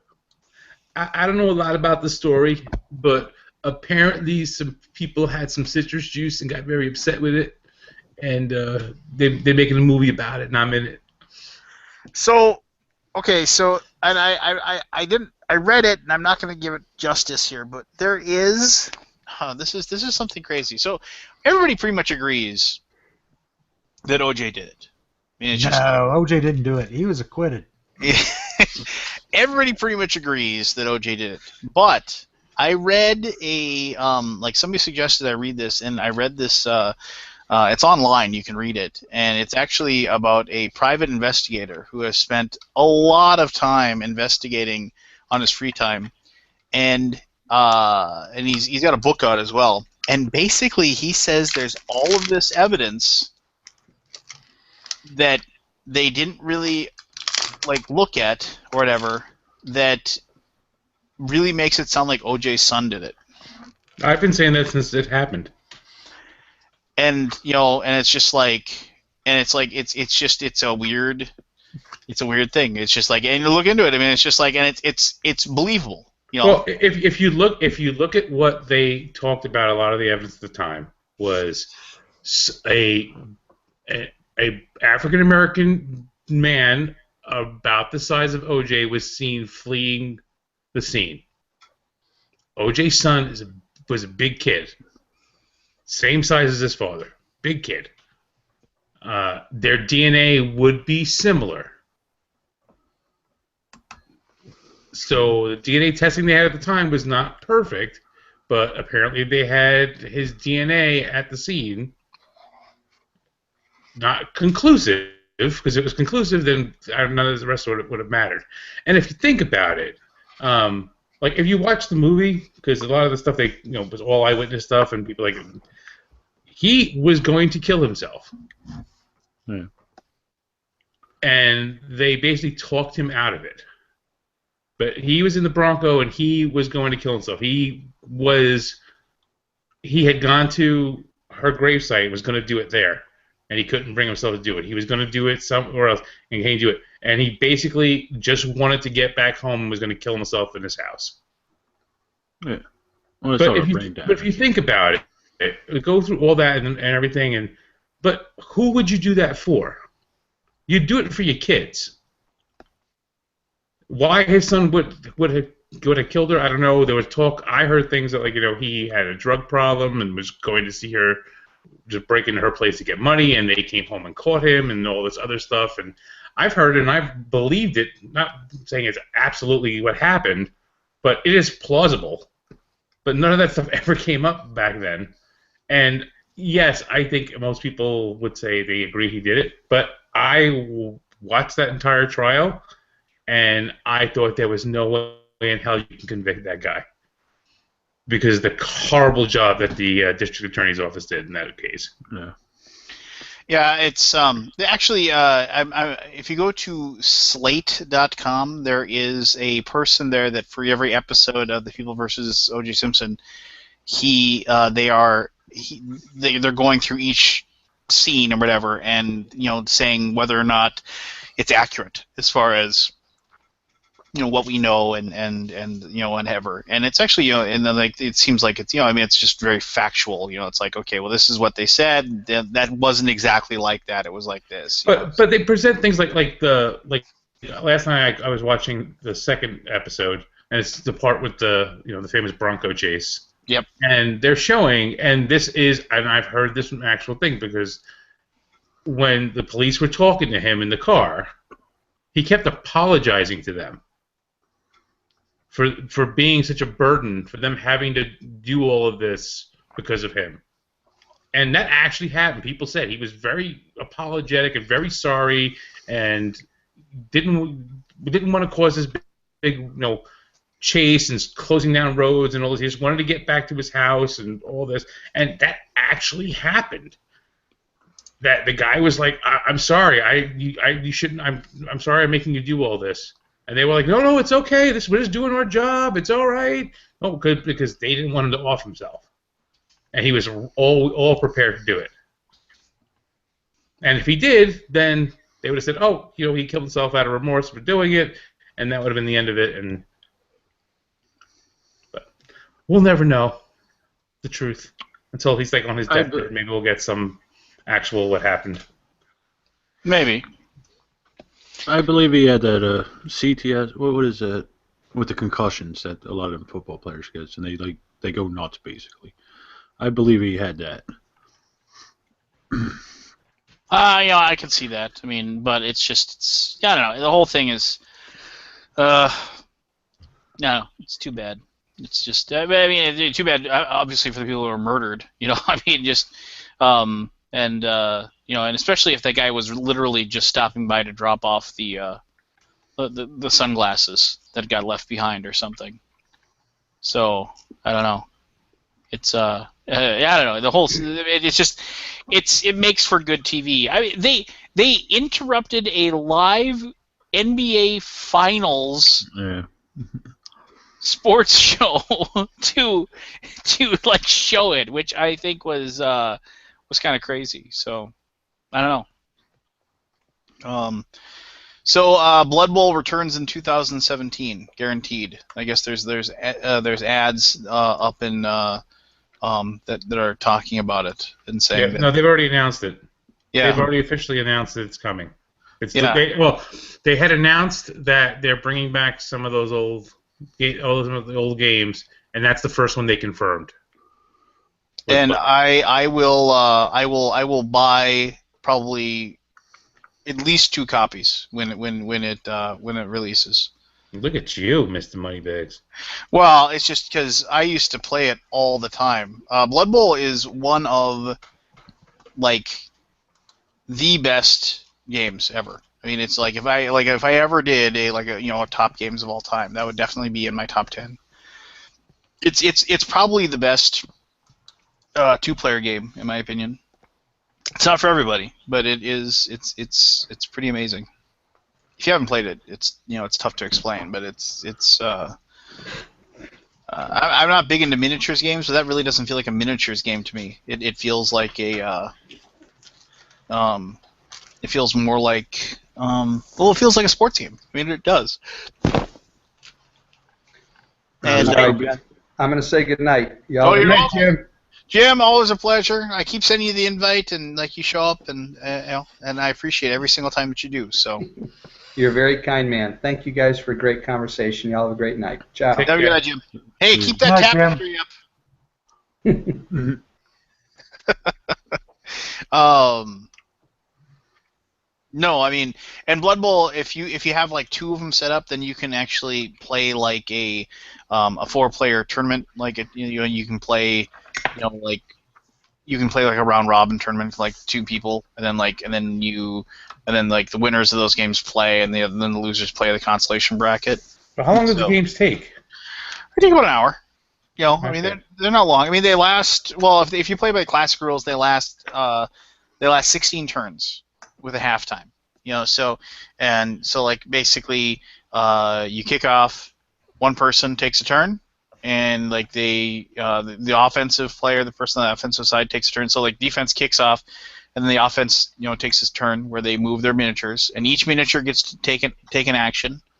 And most of the actions are just moving. It's just setting them up into the places where you need them to be. Basically, you have to start next to another miniature to do an attack, it's called a block, just to kind of knock them down. And it's more of trying to get your people into the position so you can like it's very tactical. It's like just trying to like force the action to go a certain way where your good tacklers are, and plus like the rules are that if you suffer like a takedown or a tackle, or basically if you fail at something, your turn's over. So all of the actions you take are very, very particular, where it's just like you want to make sure your guy doesn't try to run by another character, because then they have a chance to trip you, and if they trip you, then your guy falls on the ground, and then your turn's done. The other person, it's called a turnover, and so then the other person gets to go. If you try to catch a ball and you drop it, that's a turnover. If you try to block somebody but they in turn actually knock you down, that's a turnover. So you're always trying to put your guys in the position to make sure you get the good rolls. And of course there's dice that have specific results on each side, and I don't know, it's just a lot of fun, and it's very brutal, and it's very much a throwback game, and it's cool they're bringing it back. Very cool. I was looking at it, but I don't know when I get it. I just got this in a trade. And I traded it, and I didn't realize it was in shrink. 3rd edition or 4th edition? Third. Yeah, I have a 3rd edition in shrink as well. It was one of those things where it's like, well, this might be worth something someday, but then, it probably won't be. But whatever. Yeah, I mean, the guy had it. A guy offered it to me. I had it on my, my learn and trade thing, and he's like, "Would you take, this for?" And he asked for 2 games I had on mine. I'm like, yeah. So I sent the stuff out, and the box arrived, and I opened it up expecting, all right, let me see, if he just put the minis together, how he put them together. I expect him to have to do repair work and not assembly work. Yeah. I opened the box, and I'm like, holy crap. Well, depending on when it was, which one it is, you better watch out, because there were some serious warping issues with the cardboard. With some of the editions. So when you open that, make sure that you read up on the warping cardboard and how to make sure the moisture doesn't cause it to constrict and cause everything to fold up on you. You might have to press them or whatever. So just keep an eye out on that one. All right. Well, worst comes to worst, I'll just make my own terrain. Yeah, there you go. And that's easy enough to make. I have always wanted to make my own Blood Bowl stadium, and then I realized it would take a lot of effort, and then I, start looking to see if somebody want to sell me one. After your wife is done with your shells and everything else, then put her to work on that. Yeah. I'll have a good view as I'm peering in the window because my keys no longer work in the door. Honey, I need a Blood Bowl stadium. Yeah. What the fuck is that? I just hope that there aren't. My big problem is I hope they don't just do the 3rd edition was basically, it was a very well made kind of foam pitch that you played the game on, and it was and they had really good templates and things in there, and then they gave you a human team and an orc team, which fine, that's great. I mean, they're evenly matched teams and whatever, but I really want Games Workshop to sell the other teams. And I realize I'll pay through the nose for them, but I want to get the undead team. I want to get the Viking team. Well, there is the Northmen. That's who I played. I that was my team back when I was in a Blood Bowl league. They're still going to do the humans and orcs for the starter box. So. Yeah, they always have. But and even the elf teams are fun. Chaos dwarfs are really fun. All the teams are fun. So someone had mentioned this in the side here, but I'm going to just work it a little, because someone asked if one of the other clone type games didn't scratch the itch. If it was the Chaos Ball or whatever. But have you ever thought of, or I'm sure someone has, taken those teams from that and made stats or whatever for Blood Bowl? I'm sure somebody has. I haven't seen it. I like Chaos Ball, but it's not the same game. It's not even close. Dread Ball is closer, but I didn't really enjoy it as much. The really good thing about Blood Bowl was that it was very accessible. I mean, it was extremely accessible, and the people that were fans of it, I mean, were ridiculous fans, and they were always coming up with more and new stuff, and it's just and Blood Bowl had a really great, rich kind of history of not taking itself very seriously, but it was a very, very serious game, if that makes sense. It was very tongue-in-cheek, and they had all kinds of stuff for it. I mean, they had rules for all these different kinds of teams and their abilities, and oh man, it was such a great game. It was just I can't wait. I mean, 2017 is like way too far away. Yeah, I don't know if I could find people to play with around here. I mean, I'm sure if it comes out and it gets popular, the game store people will do it, and they'll probably end up with a league for them. But I can't get it to a point where it's worth it for me to even get a game like that. I'm in the same boat. Womp womp. Have you seen any movies recently? No. Actually, I saw Straight Outta Compton. Finally, I liked it. Are you playing a game on Steam right now, there, buddy? I loaded up Blood Bowl. Yeah. It's fun. Ask him. It's like like picking all the different abilities and everything for each of your characters, and you can play it really simple, and you can play it really really complex too. I mean, you don't have to go a certain route. I don't know. That look cool. So does the Steam version play like the board game? Pretty much exactly like the board game. Do the little miniatures dance around like these guys too? Yeah, they do. Oh, cool. It's pretty amazing.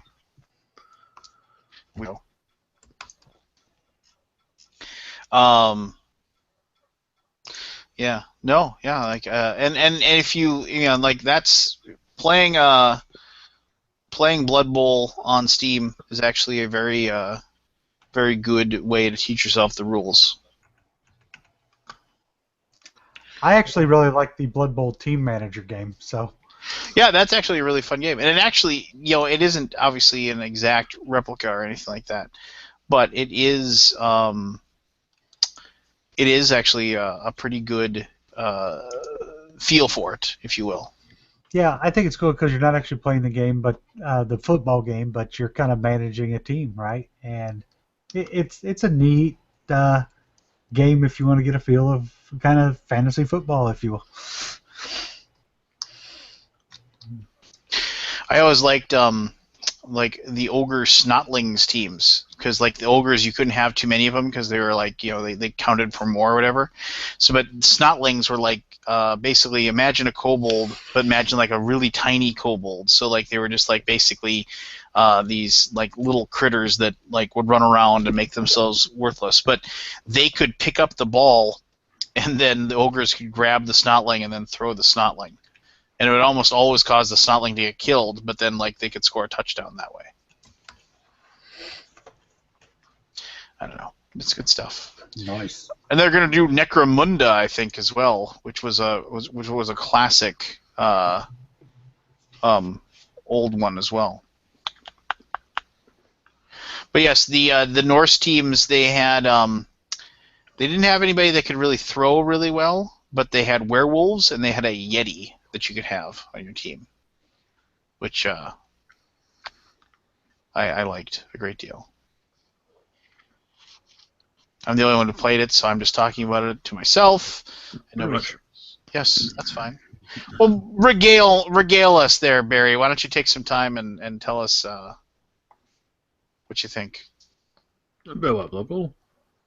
Oh, John Richard, I played Quadropolis at Gen Con last year. It was quite fun. It was actually, I'm going to have to get it because my wife actually enjoyed playing it. So. No, you can ask questions, man. You usually take 10 minutes to say something to somebody. So go ahead. Okay. What do you guys think about IDW? And why are they ruining IPs? We know what you think. Well, Cryptozoic for that matter, too.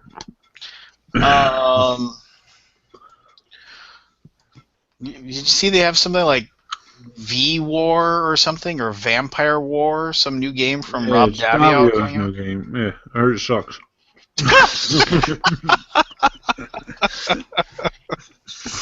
Barry's a little. What's in that drink tonight, Barry? It's just iced tea. Well, the thing about that is, though, I mean, it's like I see the front cover of that game, and I just look at it and go, this looks awful. There's nothing about the cover of that game, even with Rob Davio as the designer, that makes me say, oh, I want to try this out. Am I alone? No, you're not. No, it'll be cheap component. It'll be cheap card stock and all that, like the other ones. It'll probably be boring like the other ones. Again, why are they ruining our hobby? Somebody wants it. Yeah. Well, you'd think. I don't understand why all these designers keep flocking to them, though. If they, if the company just keeps Because dumping. they're willing to do their game, and maybe nobody else wants it. Or maybe IDW contracted them to make a game for them ahead of time. I don't know. I mean, a lot of people like. I mean, they're publishing Machikoro for the US, and a lot of people like it. I just don't. But that doesn't mean it's bad just because I don't like it. I heard Sun's new game's pretty decent. That Orphan Black. Yeah. Yeah, I need to watch a review on that. I have no idea. And I have no interest in Teenage Mutant Ninja Turtles game. Yeah. Because I don't like the Ninja Turtles. Aw. I know. I'm a horrible human being. Aim you to hell, Keith. Damn Joel Eddy. Yeah, it's Joel Eddy's fault. I'm sure. I'd agree with that. I don't know. I mean, it's just like, and IDW had some success early. I think didn't they start off being like, we're gonna reprint old out of print games to begin with. Well, Wasn't they there picked that? up some other games, it looks like, that aren't like Radis Cartus and Yido and Dragon's Gold, so they've picked up some older games there. Yeah. Tammany Hall, which I hate, but they've picked that up. Yeah, I mean, and I remember when they first started out, like, I had a kind of good working relationship right away at the beginning, because I remember, like, because that was the whole thing. Tammany Hall wasn't in print, so they went out and they managed to, find a way for that to, I don't know, they got a way to, like, get it, get the rights to it, and then they went out and they reprinted it, which was cool, But I mean, it's just like, I don't know. It just seems like some of their other games just like are totally uninspired. I mean, that X-Files games was horrible. Oh yeah, it was. It was just bad. What was the other one that they had? God. Well, I mean, Machikoro made them money, obviously. I can't remember the name of it now. The Fire and Axe game looks horrible. I mean, Fire and Axe is a good enough game, but I mean, the way it looks, the way the design they went with theirs was just awful, in my opinion. And then they have things that are just like, okay, there's this fairly decent comic book called Chew. There's about a guy that, like, basically what he eats. That comic is awesome. Yeah, I mean, it's he eats things, and then he, like, sees visions over what he eats. Yeah, so he's a crime investigator, and he takes bites of dead people to figure out what happened to them. Yeah. So then they make a game about that, which it's just like, there can't be a lot of people out there that are reading that comic book. It's like, I don't know. That's just my opinion, though. And that game was done by Kevin Wilson, and I don't know. Well, Kevin Wilson seems to be on retainer for them. Yeah, because he does. Well, Can I just chime in on this? Go ahead, I Eddie. need to Go chime in. ahead. So, like, when you're working with an IP, um, or working in anything as far as contract work like that, their idea of these games that they're doing are not to make games that necessarily appeal to us. Because they're going to sell those games to people who are reading the comic books and whatnot. So they're going to do, a game that someone who doesn't play a lot of other games is going to like, or may like. And I always laugh because people are always like, oh, Kevin Wilson used to be this, and now he's doing these. Who is like one of the guys now when he talk about one of his legacy games that are coming out? Everyone goes nuts. Rob Davio. Okay, so Rob Davio has worked on a lot of games that are on store shelves in Walmart and Kmart and all that when he worked for Hasbro. Oh yeah, of course. And that's the kind of game they asked him to design, and that's the game he designed. And that's kind of what Kevin Wilson's doing for IDW. Exactly. So, like the X-Files game, for us, for people who play a lot of other games, it's not that great. But it's a good game for people who only play Monopoly and Life and all those other big store games. Not necessarily. I played it with people like that, and they were bored out of their wits. But it's a better game. It's closer to our kind of game to them, but not close enough to us. Because I'll tell you right now, they have the other game that's coming out, the Back to the Future game, and that's Matt Riddle and Ben Pinchback working on that, and it's probably gonna be a decent game. But it's probably not going to be the same kind of game as the other games they did. I just got a copy of Orphan Black, and it's done by Sen and Jay, who did Belfort, which is a phenomenal game. Aquatori, phenomenal game. And this game is kind of like, okay. So you can't... if you're given a parameter of what kind of game it has to be, and this is what we want, and you design that game for what they want, and it works, then you did what you were supposed to do. You can't keep making things for everybody. It has a target audience, and that's who they had him design the game for.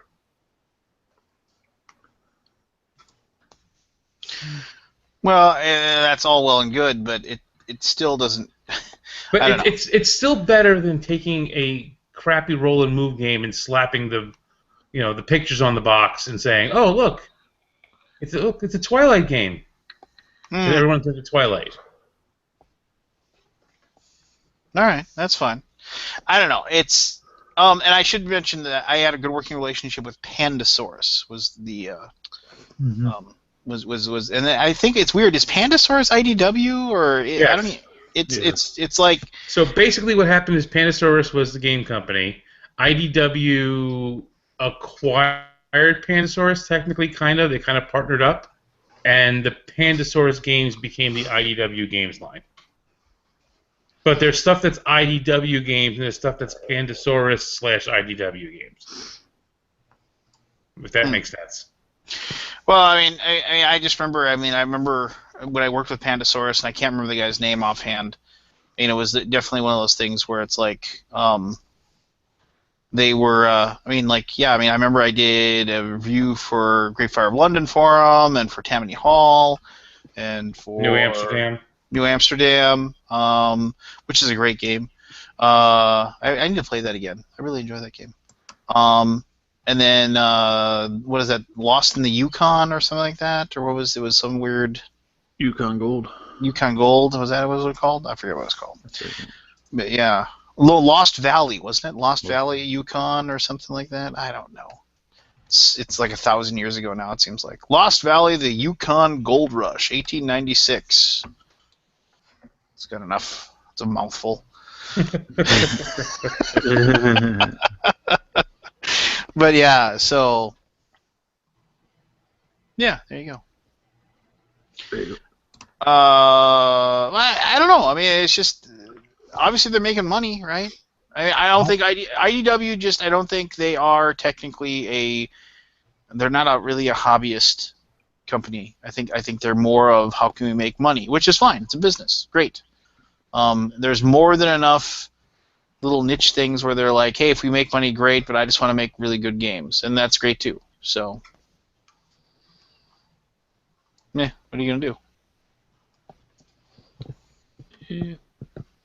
All right. How about the guy who made Spectre Opt and Volt? Emerson, one of the nicest guys you'll ever meet in your entire life. Yeah, he is. It's a fact. But he's got a game coming out, and there's 2 versions of it. There's a regular and then a fantasy. Oh, not Caverna, sorry. Caravan. Caravan. Correct. So, yeah, I learned about this, and I saw some of the artwork at Board Game Geek when I was there. And so they're trying to do it for 2 different markets, basically, and that's why they're doing it. It's the same game. It's just a different print. And one of it's got classic Euro-style artwork, kind of the Spice Road type of a setting, and the other one's the Crystal Golems theme, to be more fantasy-oriented. So one is for... It's a Euro game. The game is a Euro game. And one version is more for the Euro gamer, and the other one is to try to draw in more of the Plaid Hat type fans into the Euro game. Originally, it was going to be done as 2 different art styles through Plaid Hat, and I think Z-Man smartly decided to put Caravan out under the Z-Man banner instead of the Plaid Hat banner now, because it is more of a Z-Man style game than a Plaid Hat game. I haven't read the rules or anything. I think obviously you're just like, one's for somebody who wants the classic Euro feel, and one is for... I mean, it's just an art style choice. The game is identical. There's no difference. And I've played the game about 16, 17 times, so I enjoy it. Oh, look who put on his big boy pants. But, I mean, that's not I don't usually play a game that much, which tells you that I really liked it. The fact that I kept playing it, because I didn't have to play test that many sessions of it, but I really wanted to go back to that game because it was really interesting. It plays quick, it's got a lot of strategy, and it's a good little game. Well, I hope it does well, because I just want Emerson to do well. So there. Yep. So anybody who's listening, go buy it. Pre-order it now. No excuses.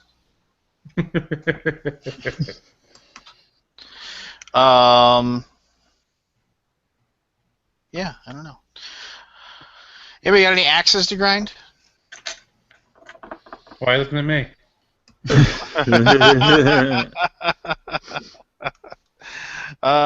No reason.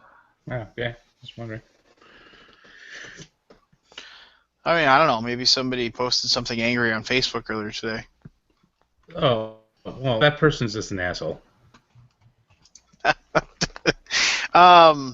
Okay. And the thing about it, and I'm just going to clarify for anyone who saw it, it wasn't about what they posted today. Today was just okay, you know what, I've just had enough of your douche canoeing. Shenanigans? Yeah, this particular person, and people know and it's funny because people know who he is on BGG too, because he basically just, this is his attitude towards everything. Does this? I mean, I know of the name. I don't know of anything that they do. Are they like a podcaster? Are they? No, they're just a douche canoe. Okay, well, fair enough. So they almost on a daily basis, if not more than once, they'll post something on Facebook, on either the board game group or the BGG page, or sometimes both. And just something, about how they don't understand, they don't like this, and they don't understand. It's basically the fact that if you don't like something, that's fine. If something's not your thing, that's great, whatever. But they always do it in a way that makes it sound that if you do like that, you're an idiot. And I'm all for people having opinions about things. I have very strong opinions about things. And I've gone on rants on this show, and I've gone on rants on my podcast and whatnot.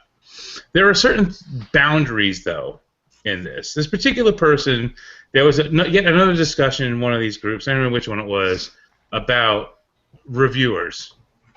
And who do you trust? And blah, blah, blah, and all this. I love the Anthony magnanimous voice. So this guy who has posted several times how he doesn't like Tom Vassell. And if you don't like Tom Vassell, that's fine. And Tom will tell you if you don't like him. That's fine. You don't like his reviews. You don't like the way he talks. You don't like his ties. You don't like his face. You don't like his face. Whatever. He's fine with that. This is asshole. It's after midnight, so I can say asshole. This asshole. It not only says this thing, then he makes a comment about how Tom then he's all this, and then he goes, and then he has the nerve to run a Kickstarter so he can feed all his 8 kids. And I sat there and I wrote this really long answer back to him, and I said, you know what? I'm not going to be that guy. I'm not going to cause a fight in the middle of this thing. I'm going to let him just be an asshole. And then something else. He posted something. So today he posted something about how he can't listen to podcasts and doesn't understand if he wants to learn about a game, he'll watch a video or he'll. And I'm like, why would people do that? And so I just posted. It was one of his. Is it just me or does everyone else hate podcasts? Does anyone else hate podcasts? Blah blah blah. And I don't care the fact that I do a podcast. I have to tell people on my show. I tell people when they're listening, if you think that we're talking too long, it's too long for you. Stop listening. Go listen to something else. Do something you're enjoying doing. If you're not enjoying it, go. I'm not offended. It's not for you. So I just posted in response. Is anyone else hate when I forgot the exact term I used. Pompous assholes. Constantly shit on things that everyone else likes, that other people like. And apparently, I'm not the only one who thought this, because not only did people actually like the post that I put there, I got almost 40 private messages from people saying, oh my God, I've been waiting for someone to tell this guy off. And he's on BGG, and every conversation on BGG, he'll start off with how a game's broken, and this, and everyone says that this doesn't work, and then someone will go, no, I think it works quite fine like that, and then someone else will say it, and he goes, well, not everyone. Everyone says it, and he's like, dude, I just said it works fine, so it's not everyone, and like, well, that's what we're talking about, because that's what he believes in, so everyone else should think his way. Look. There are things I do not like. I hate Kingdom Builder. Hate it. I hate that game. If you like that game, there's nothing wrong with you. There are thousands and thousands and thousands of people who play Munchkin and love it. Good for you. I'm not playing it with you, but good for you. If that's what you like, that's what you like. It's like telling someone, oh, you know what, you listen to pop music on the radio, you're an idiot. You're not. That's what you like. I don't like it, but that's fine. And it's just every single friggin' day with the same guy, constantly having to be a troll and be an asshole and be a jerk. Someone had to say to him, shut the fuck up. Without saying shut the fuck up. But I just said it now, so if he's watching, which I doubt he is because he has ADD, he said, probably self-diagnosed, but he couldn't do this because the show's too long anyway. But if he's listening, fuck you. I really don't give a shit. I'm sorry, Anthony, I'll stop posting. Yeah, you stepped on my touchdown call! I was gonna do that! Damn it! I don't understand why people are like that. I see that a lot on BBG, when I'm uploading videos and all that. Is it to start a conversation, or is it attention? No, It's because they think they know everything. They think they know it all, and that's what the problem is. Okay? The whole, that's not a game. It's a game. We talked the thing that the X-Files game. It's not a game for us, but some people like that game. Good for you. Have fun. Not everything is for everybody. People like Splendor. Good. It's not a bad game. I don't think it's a bad game. I don't really like, I don't own a copy. I don't need to own a copy.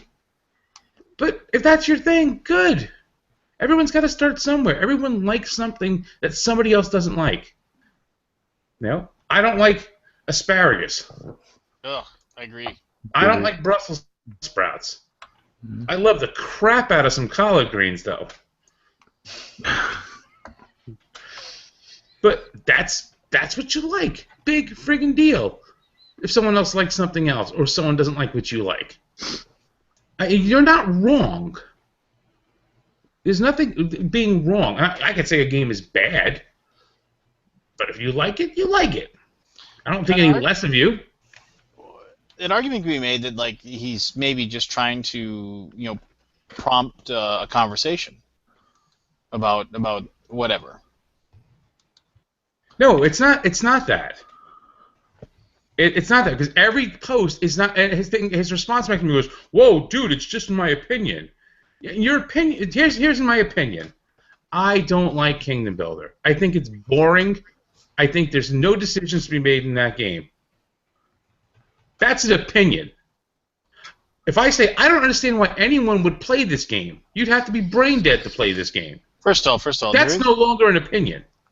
There's a decision. There's one decision to turn. There's no decision. In Kingdom Builder, you make one decision. Here's a card. You put your piece where I tell you to put your piece, and 99 times out of 100, there is only one place to put your piece that makes any sense. There's no strategy going here. Oh, I gotta put it on grass. Oh, look, I have one spot in grass that's touching my stuff I can build on. Oh, there I go. Well, you could play suboptimally. Wouldn't that be a decision that you could make? Anthony, would you say that Kingdom Builder reminds you of this game a little bit?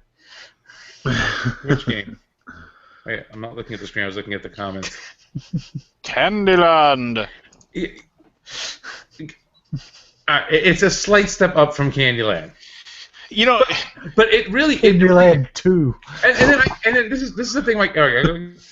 Kingdom Builder. People always like, oh, but if you play with the expansions, I'm like, I don't need to go buy more games to fix the freaking crappy game you gave me in the first place. And the only reason it won Spiel des Jahres is because Donald X's name was on it. And I don't think it's as simple as Candyland, but I was over the game after playing it once. But that's the thing. I don't like it. If you like the game, there's nothing wrong with you. There are people who like playing Candyland, just like there are people who like playing Monopoly. There are people who like playing anything. There's people who like to listen to Cyndi Lauper. There's people who like to listen to Susie and the Banshees. For you, it's good enough. But you know what? If you don't like it, big deal. Nobody is wrong. Don't talk to people like they're wrong, like they're only right if they like the stuff that you like. But they are only right if they like the stuff I like. What? And then as soon as you get called out on it, don't backtrack like a little pussy and say, "Oh, that's not what we're talking about." I think we touched a nerve on this one, Lance. Well, I knew he was all worked up. Okay, so when it happened, I tweeted Lance 3 words, which is my new battle cry. Yeah. And Lance knows what's going. Lance's response every time I text him something, this is like, "What did you do now?" The initials are FMN. I kind of live. I live vicariously through your anger. I think. I'll fully admit that. It's one of those things where I can tolerate a lot of stupidity. I grew up around a lot of stupidity, so I can tolerate a lot of it.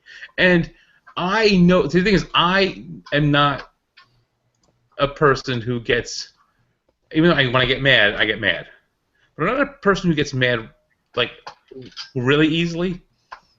Like I understand when someone is joking around with something. Right. But like I will do it with people on those things. Someone will say, "Oh, I just played a Witcher for 6 hours," and I'm like, "I'm sorry." That's all I'll put is, "I'm sorry." And they're like, "Well, what do you mean?" I'm like, "I was just kidding around."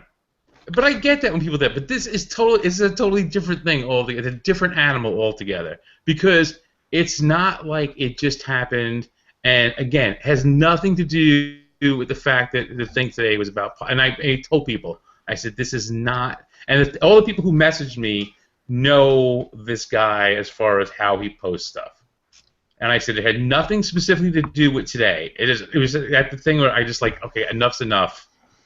Stop telling people that they're wrong, and not, without saying it directly to them. Because it's exactly, if you read all of his posts, everything is about. It makes it sound like, how could you possibly like this? Well, What's funny is people on Twitter were talking about it, and people know him from BGG. And people actually had links to threads he was in, like, oh, this is one of my personal favorites of his, and some of the funniest stuff in there. Like, literally, people were calling him out. He's like, oh, we're not talking about. That's not what this thread's about. If you don't like what I said, you don't have to reply. Welcome to the internet, dipshit. Pretty much. Oh, Somebody, go ahead. What about people who like Donald Trump? I have nothing wrong with people who like Donald Trump. Good for them. I have nothing wrong with people who like Hillary Clinton. Good for them. That's who you like. How ridiculous is that superdelegate stuff in New Hampshire? What, the guy with the hat on his head? No.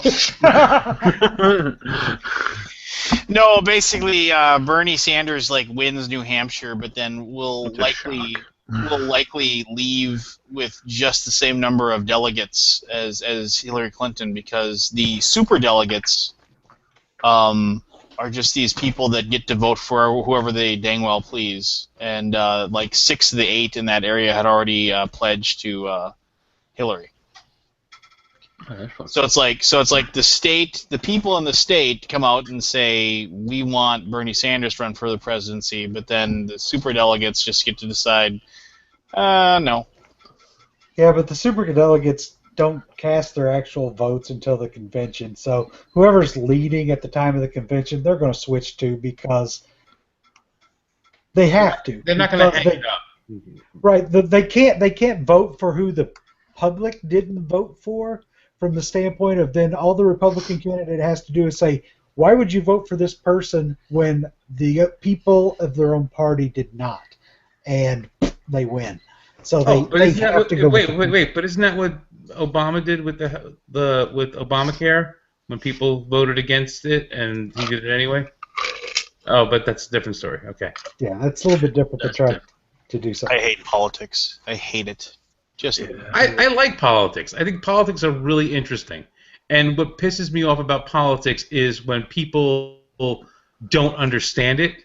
Like after Iowa, a very famous internet celebrity, actor / person, was going on and on how Donald Trump did not win.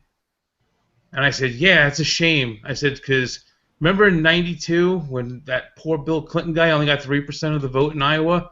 Just think, he could have been president. It is kind of silly that, I don't know, the whole delegates thing is just dumb. The guy who came in second in New Hampshire will be out of the race next week. Well, yeah. I mean, it's just... And people are all like, oh, it's just so scary that Trump might get...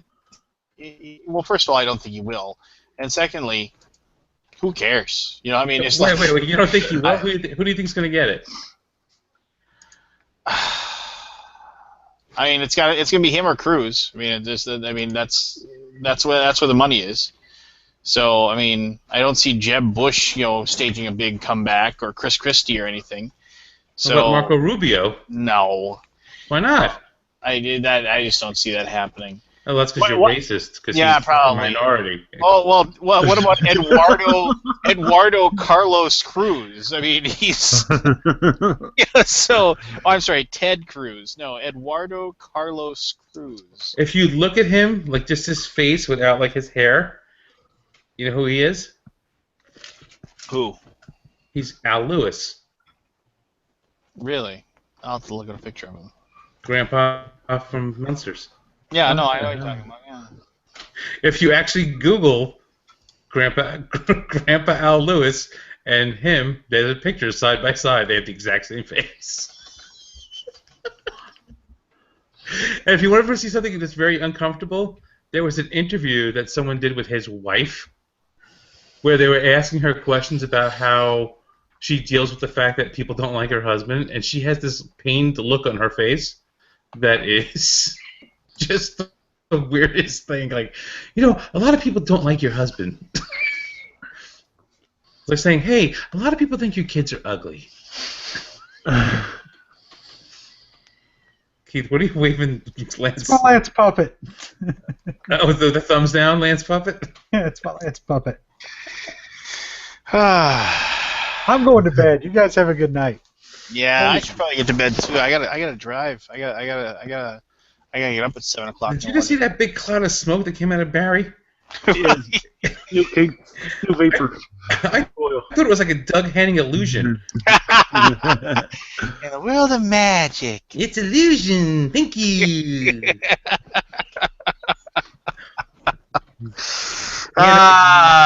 She had that really hot wife that you didn't know what the hell she was doing to him. Like all magicians. Thank you. It's an illusion. Tricks are something whores do for money. Oh, here we go. No, that was one of the Arrested Development. So let's see who's out. Let's see, back to politics. So Christie's out.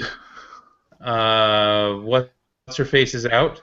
See, the thing is, we talking about Christie dropping out today. Christie is actually should have stayed in because I think he wants Trump to win, and he should have stayed in just long enough to keep upsetting Rubio at debates.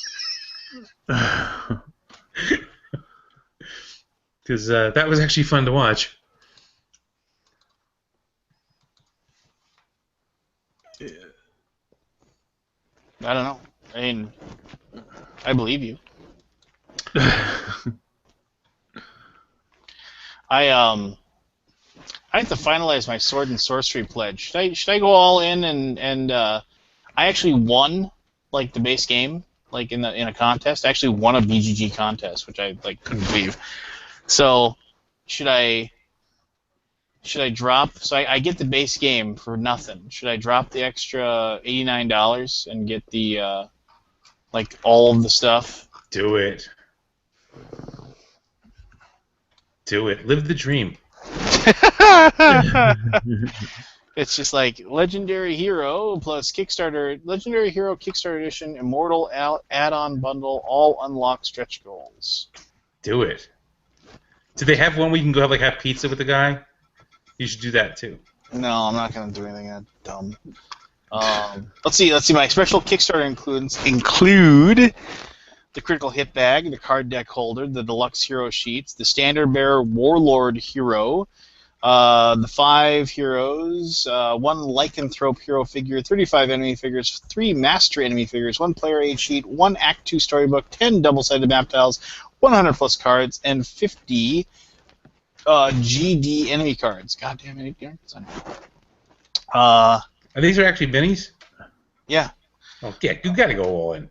And then get 2 copies. just so you can play with one while you're painting the other. And then I get the immortal add-on bundle that is Vestarios' Lair, which is like some whatever. Samiria and Bjorn, which another hero. Onamar and Volkor, a couple more heroes. Plastic doors and chests. 60 metal coins, a custom dice set, a custom sword and sorcery bag, and 19 ghost blue hero figures, which are like when you get killed, you turn into a ghost, and you still get to, so you replace it with your ghost character. So it would cost me $89 if I got that one. That sounds like at least $92 worth of stuff. Well, it says it's a $400 retail value, and I don't know why they'd lie, right? Yeah. They wouldn't steer me wrong. Wait, what is this again? Sword and Sorcery. Oh. There was a Kickstarter that made $1 gajillion. Like, Oh, it's not running now. You're in the pledge manager. I've got to finalize it. I got to finalize it by February 15th. I was going to say, because I don't remember this being on there right now. But yeah, go for it. Go get it all. You're like a little gremlin on my shoulder. I worry because of like Do it now. Ever since the brimstone thing, where we'll finally be able to enjoy our final copy of the game in 2018. Maybe. I literally, mine was sitting on, like, games that come in big boxes. I had them sitting, like, on the top of my shelves over here. And I literally packed those boxes up, and they're in the bottom of the closet now. I don't even want to look at it. Yeah, mine are on the top of my thing. I got, like, for the first like, for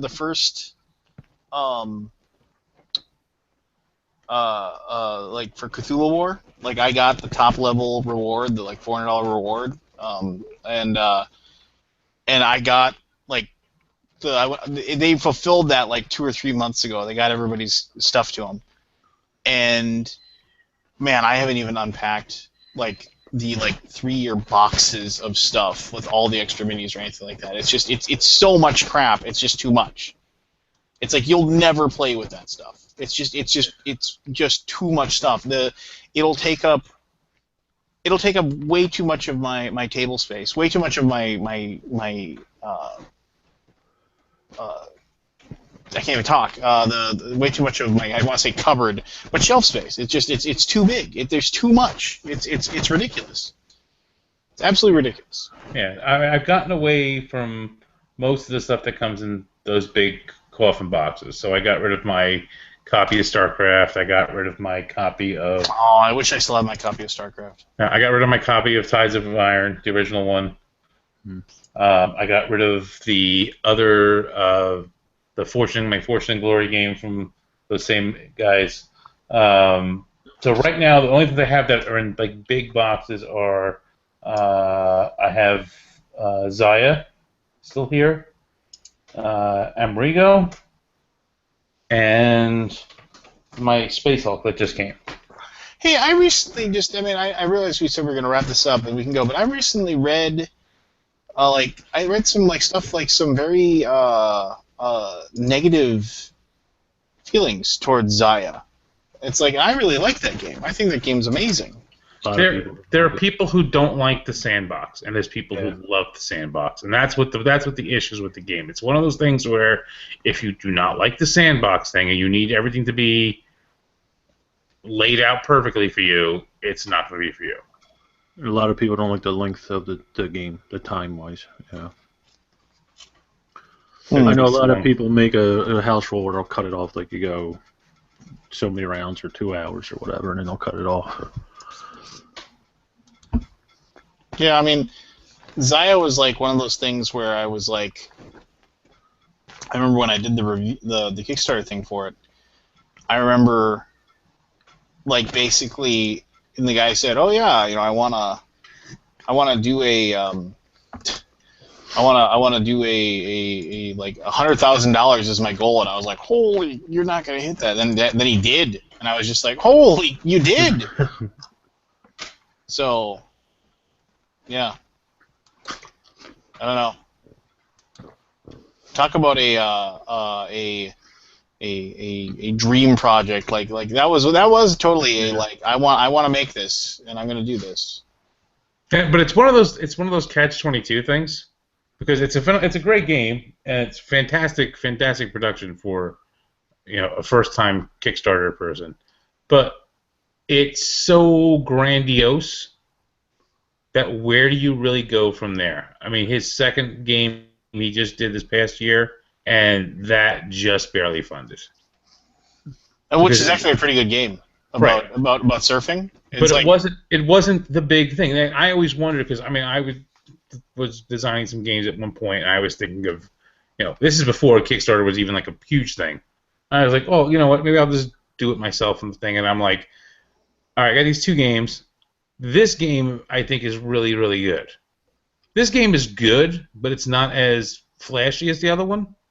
So it was like, okay, do I do the one that's not so flashy first? So the second one doesn't seem like a letdown because it's not the same kind of thing. And that's the kind of thing you're going to deal with. I mean, like, look at like Stonemaier. There's like an expectation of what a Stonemaier game is going to be.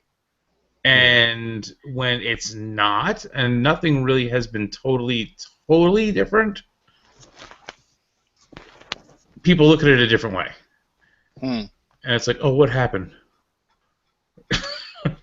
Like, no, it's a game. It just doesn't have minis and all these different wood bits and all that because it doesn't need them. But people are like, oh well.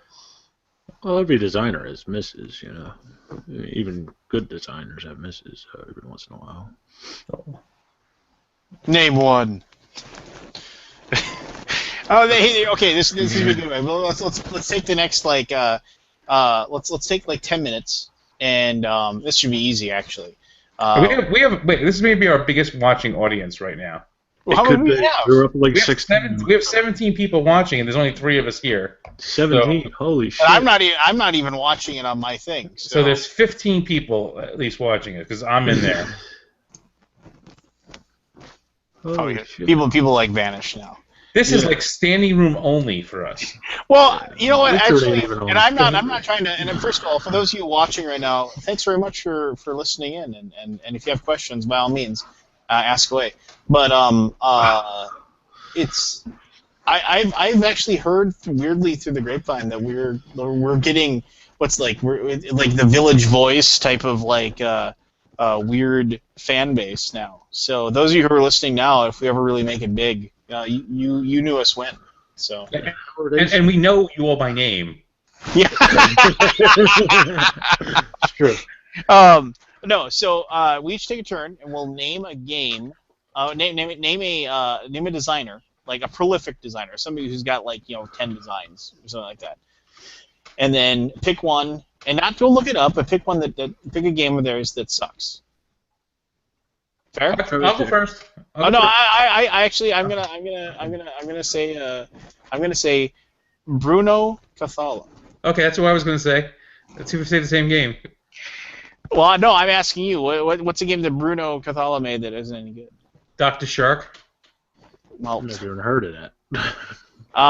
That's the game where you had to reach into the bags to feel for different textured stuff. That was an okay kids game. No. I mean, it wasn't great by any means. No, okay, I'll buy it. I'll agree. Anthony, you go. Pick a designer. Pick a designer. I'll pick one where at least maybe they have one. Take your time. All right. Vlada Shibata. Oh, Bunny Moose.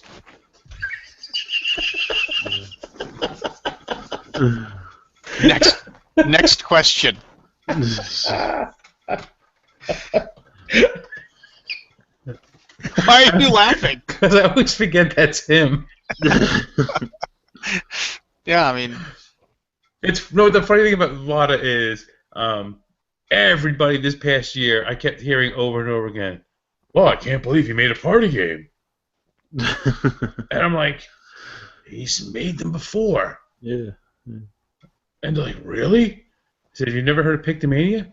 That's him? I'm like, yeah, that's him.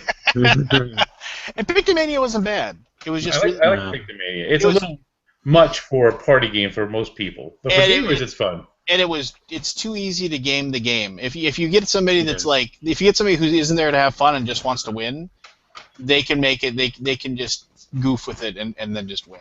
You know, I mean, it's just, I don't know. All right, Barry, pick a designer. I'm sure everybody will get this one. Ignacy Trevicek. We have to pick a game that we don't like of his? Like a big game that he's done that sucks. I'm wondering if all of you pick the same one. Good. I'm going to pick a game that I don't think the game sucks. I just think the game is as good as anything else he's done. And that's Rattle Battle Grab Loot. I like that game. It's just too long. That's the only problem with that game. Yeah, that game needs to be a little shorter. If it was shorter, it would be fantastic. It's like when you play Galaxy Trekker and have too long of a mission. You know, where like, I didn't turn the 11th card over. You're like, oh god. Just apparently, the conversation got interesting enough, and Scott feels better because he's joined us. I took some medicine, and I've got my head like I can sit up straight without passing out. So what's the deal? Did you get a bad batch of money with your last million, or? Yeah, it was great. Are you in Brazil lately? No. Okay. No, it sucked. I got sick right after my birthday in January, and I've been sick for like, what is this, like the third week now? What, just sinuses, or what are you talking about?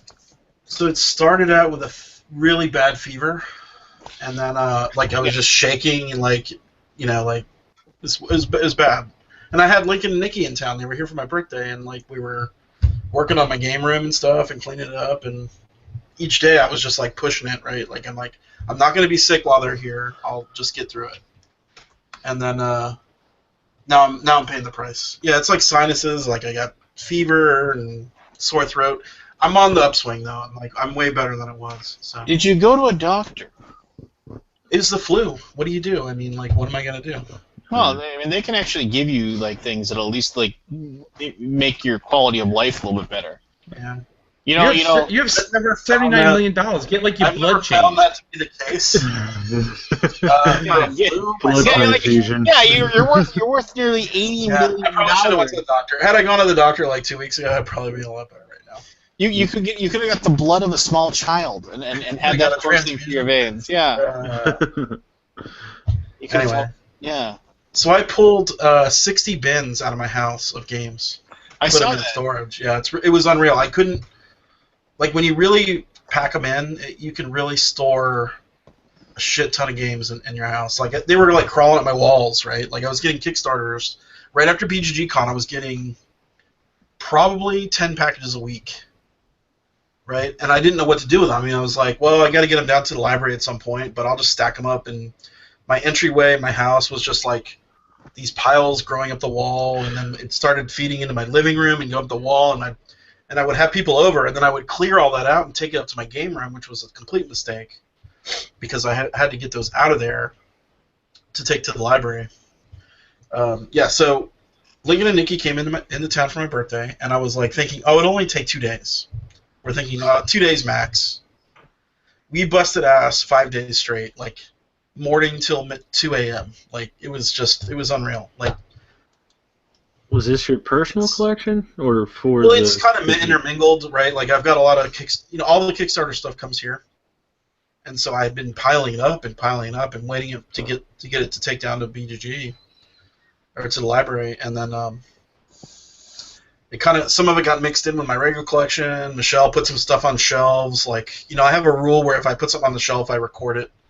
And so that had not happened. And so it was kind of this big cleansing. And now I have my house back. It's almost like a new house. I can walk through the hall without tripping over 50 boxes. Why are you looking at me? Put it in like the west wing of the house? Yeah. The west wing? Yeah. Building extension. Anyway, so... Well, I'm glad you're feeling a little better. I mean, yeah, and then so I was sick while they were here, and we were just running hard. I mean, I went to the landfill, the Dallas landfill. It was actually quite interesting. When I moved into this house, it came with a big screen TV, which sounds awesome, right? Like, ooh, free big screen TV. Except now, no one ever, like, big screen TVs don't work it doesn't work anymore. And it's like this 200-pound piano that's in my second floor. I'm like, how do I get at it? So we moved it down the stairs. We took it to the landfill, which was experience in itself. The landfill was because you're supposed to. You can't just throw this stuff away, right? You're supposed to e-waste, right? Like there's this whole law where you can't just throw your electronics in the trash. I mean, I guess you could, but you're not supposed to. You just had people cringing, Scott. What? You were talking about packing up board. You were talking about packing up board games, and then you went into I went to the landfill. I didn't throw any board games in the landfill. So we get to the landfill. Do you mind if I tell this story? It's kind of hilarious. I've never been to a landfill before. I've never really. I mean, I've seen them driving through Texas and stuff, and so we get there and we're like, hey, we have a whole bunch of e-waste. We say the words that are on their website. Like, there's an e-waste drop-off point. And the guy's like, oh, yeah, going up the hill. Like, follow that truck. We're like, huh? He's like, yeah, go follow those guys. Hurry, hurry. So we follow these guys, these trucks. And they're like they're employees of the landfill. And so they go around the backside of the landfill. And we're like following them. We're like, there is no effing way that we're supposed to drop our electronics off here. And we get up there, and those guys stop, and they like get out of their truck, and they just go have a smoke break near the methane gas. I'm like, well, you guys are smoking near the methane tubes. Anyway, so we're up there, and then we drive back around. We're like, are there any people up here? We find some people. Guy's like, oh, you got electronics? Yeah. Oh, you're supposed to drop that down where the tires are. So it had taken us about 20, 30 minutes to get up the hill in this little van we rented. And it's nasty. It's like there's 1,000 seagulls flying around, and there's 5 or 6 dump trucks just dumping stuff. Like, no one is standing outside. Like, to stand outside at the landfill would be just ridiculous. Anyway, so we go back down. We see all these TVs and stuff. We're like, okay, well, this is where we do it. We quickly jump out of the van and dump everything into this tub. And no one ever shows up, except when we're about to leave. They're like, what are you guys doing? I'm like, well, we're dropping off e-waste. You're not supposed to do it here. I go, great. So it's complete, like, disaster. So we have to move everything to another area. And the guys that are working the landfill just take it all anyway. Like if I called you guys, would you have come picked it up at my house? Anyway, so that was like a big fun adventure. There's our landfill when we like cleaned out the garage last summer. I had a couple of old, tube TVs, and nobody will take them. They're, if it's so weird, like even it doesn't matter how good the tube TV is, you can't give them away. You can't. And the one of the tube TVs is actually like one of my first big TVs, and it has a great pic. I mean, it isn't HD, but I had it on. I mean, it made me sad when I got rid of it. I was like, man, I've had this TV forever. I mean, I hated moving it. It weighed 1 billion pounds, but I mean, I always loved watching TV on it. It had nice color and everything. But who will take those down? If it was like a Trinitron or like an RGB monitor type TV, the classic gamers. Yeah, I've heard that they will. Yeah. Like the Nintendo gamers and stuff. That's the only thing they want. But so I brought it, and then there's like this special during cleanup week. I don't know if you guys have cleanup weeks or not. Every month. Well, every month? Yeah, we can dump as much crap as we want out front, except non-electronics. Oh, well, so... Bulky trash or whatever they call it. So if there's a week, and every year it's in spring here, and then you can put anything out, and the city will take it. And they just drive around. And then the thing is that there are people, and I wish if I could set up a camera outside my house just to record. I have so many stories with this. So basically, if you put stuff out on the curb, there are people that take a week off of work, and they drive around in these big pickup trucks and these big trailers, and they go through everybody's trash. Yeah. And just they take everything they possibly can. So once a month we get like if I put anything out that looks reasonably like like some old CD cases or an old desk I put out there, it's gone within an hour. Yeah. From these guys with the trucks that just come around and pick it all up. I had the city, other people. I had a lawnmower that like literally like it was only like a year or two old, and something happened where like it basically one of the pistons misfired and the side of it exploded. I mean, like if I had been standing to the side of it, I wouldn't have had legs. And it was like, I mean, I was like, kaboom! And then like this giant black cloud of smoke is in the sky. I'm like, holy crap, what happened? I was just looking at it like, are you kidding me? I mean, it was like just shrapnel all over my yard. And so I put that out there. I was like, whatever, you know, it's just like, and it was gone in 10 minutes. I mean, I don't know. You couldn't possibly fix it. You'd have to take the entire motor off it, and you just have the base. I guess you could take the blade off. That might be worth $1 or $2. $5, whatever. Yeah, but I mean, yeah. The guy just picked up the whole thing and just took it. Years ago, when my parents, like they had my sister was big into gymnastics, and they wanted to get a trampoline, and so that was back when like these schools had trampolines, but then they had kids get hurt on them, so they were getting rid of them. They were like a liability or whatever. And my stepfather sold buses. He sold school buses, and so he would always get a line on a trampoline, and so like in the school system. And then like, and it's weird to think this, but I mean, it's just like, but the school's kind of like a business, right? And so like you talk to somebody, and their treasurer or whatever would say, yeah, you know, we can sell this for $400, then we can use that money bottom line to help out our budget or whatever. And so we drive out there to look at this little podunk town in the middle of North Dakota, and to look at this trampoline they have that they're getting rid of. And it was like, and now like everybody's got a trampoline in their backyard, it seems like, you know. But this is like an old school gymnastics trampoline. It had, you know, it wasn't a big rubber disc or anything like that. It was a square. It was the whole thing was mostly metal. It had an old canvas, like net, basically. Like, if you know what I'm talking about, you'd have to see it to know what it is. But I mean, it had like little holes in it. So I mean, it was like an old school gymnastics trampoline. And so they, and like for whatever reason they finagled it. My mother also said they had this old piano and asked if they could buy that. And they sold her the piano for like $20. You know, it was just ridiculous because the thing was like old and broken. And so then we got these things back to the house, and this trampoline set, and I was the coolest kid in town, you know, because I had a trampoline in my backyard. And so my friends would come over, we'd just, you know, and the amount of the crazy crap, yeah, the amount of crazy stuff. I hurt myself so bad on trampolines as a kid. You know, but it's like, I remember I would jump as high as I could and then jump off the trampoline. The trampoline was a good, you know, 4 or 5 feet off the ground, and I would jump as high as I could and jump off the trampoline and, like, you know, and land on the grass, you know, and I would just do that all the time. I mean, it was just like one of these things where I thought it was fun because you'd fall a little extra. I think about doing now, and I think about the fact that my knees would just like explode when I hit the ground.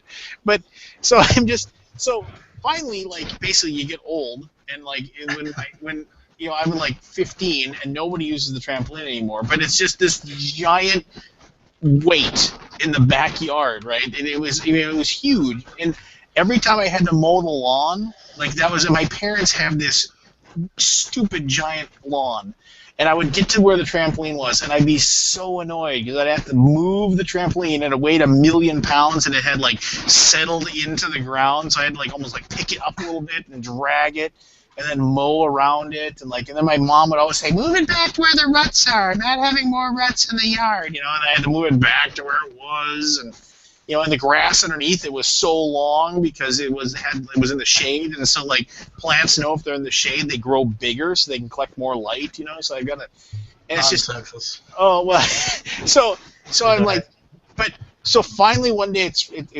cleanup week. My parents say, we're getting rid of the trampoline. Let's get it into the front yard. And my parents actually called the city. They said, we have a trampoline. It's giant. Will you still take it? And the guy laughed, and he said, yeah, we'll take it, but it'll be gone in 5 minutes the moment you put it on the street. And they were like, no way. Because, I mean, this thing, you could fold it up, but then it was like, you know, 12 feet tall and like 12 feet long. I mean, who was going to be able to take this, right? And so we fold it straight up, and it actually had wheels, like you could put on it. So we're like, me and my stepfather, and my older brother too, we're dragging it back. We get it onto the driveway, we drag it down the driveway, we put it on the side of the curb.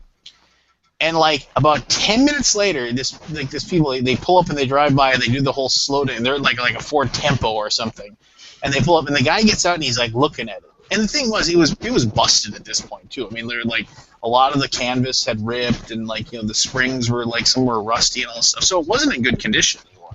And he's just kind of looking at it, and he's looking at it, and like and he tries moving it to see how heavy it is, and he gets back in his car and he drives away. Well, in the meantime, another guy comes on, and he's got a pickup, and he's looking at this thing, and he's all by himself.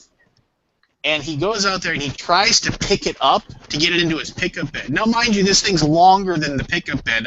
He had this idea that he was going to get out of there with it. And then he comes up and he asks if he can use our phone so he can call his brother to come out there and help him get into the back of the pickup. And my stepfather says, you're not going to be able to leave with that. It's too big. You're not going to be able to pull it off. And he said, "Well, I think my brother's got a bigger pickup. Can I I'll see if he can come and show up." And they're like, "Okay, fine." So he calls his brother on the phone. This is before cell phones. This is a long time ago. So he calls him, and like he gets hold of his brother at like whatever machine shop, whatever his brother worked at, convinces him to come over and like check this thing out. And so then he goes back out there, and he just kind of stands by it. Well, in the meantime, Ford Tempo guy comes back. And he's got 3 guys in his car, and he's got a guy that's pulling a trailer, like this big, long trailer, and it would be big enough to pull this thing away.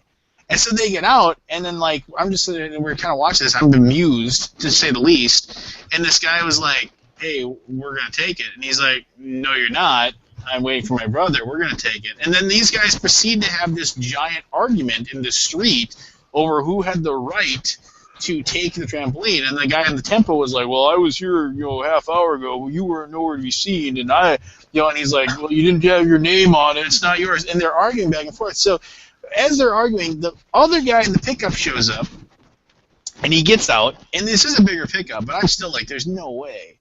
And so then these 2 guys start fighting with this like 800-pound thing, this monstrosity, and they're trying to get it up into this pickup bed. And this pickup bed that maybe is 8 feet long, and once again, this thing is like a 12 by 12 square. And they're sitting there and they're trying to, and they're like, and these other guys are just standing there watching because they know if they can't do it, then it's theirs. And then they're like, "Hey, can you help us pick this up?" And I was like, "I'm not helping you." It's just like, because at this point I was just like, "No." And then they're like, "Oh," it's like, but they eventually couldn't get it in. I mean, between the 2 of them, it was like Keystone Cops. They're like, it's tipping over, and like I was half expecting it to like slide and like smash to the side or something like that. And they got all mad and they left. And then the guys in the trailer just loaded it up and took it away. I had to think they were just taking it for scrap metal. Yeah. I mean, it would be worth whatever it would be worth. I have no idea what it would be worth. Do you want to know what the worst thing to get rid of is? It's not a dead body. That's actually kind of easy. Paint cans. Yeah. Oh, yeah, and batteries. Well, batteries you could take to an auto store. Right. But paint cans, if you ever move into a house, because this is what happens. You move into a house, and you paint. You paint, and you keep what's left in the cans in case you have to touch up. Yeah. You never go back and touch up. No. Yeah. And then it's this dry mess that you can't throw away. But when you move into the house, somewhere in the basement or in the shed or in the crawl space are all the paint cans for the people whose house you just bought that they kept in case they had to do touch-ups. And they're the biggest pain in the ass to get rid of. Because you have to go to the town dump or the collection site, wherever it is, and it's only like one day every 6 months that they take this stuff. Yeah, e-waste won't even take batteries. Like, they won't take... But I've got these, like, big, giant alarm batteries that I've got stacking up here in the house. I don't know what to do with them. And you can't do fire detectors either. I just replaced all my fire detectors, fire alarms. Yeah, that's when, and this is horrible. That's when you find the friend who lives in an apartment, and then you go to use their dumpster. Jump their dumpster. Yeah. The last apartment I lived in before I met my wife, and I lived in a total rundown area of town, and whenever I'd walk outside, there would always be somebody in a van or a pickup. We had like these 2 giant dumpsters for this giant apartment complex I lived in, and there'd just be people that didn't live within 20 miles of us, but they would just be dumping crap in our dumpster every night. I mean, "Hey, how's it going?" Right into the landfill that goes. So to get rid of the paint cans, you have to do something. You have to go buy something that you you don't normally have to buy unless you have this particular animal in your house. So you have to go out and buy kitty litter. Yep. And fill the cans with kitty litter so it absorbs all of the liquid out of the paint, and then they will take the paint cans. So again, I went and drove and put them in somebody's dumpster. Oh, okay. Here's a true story. They're trash men. They'll take anything.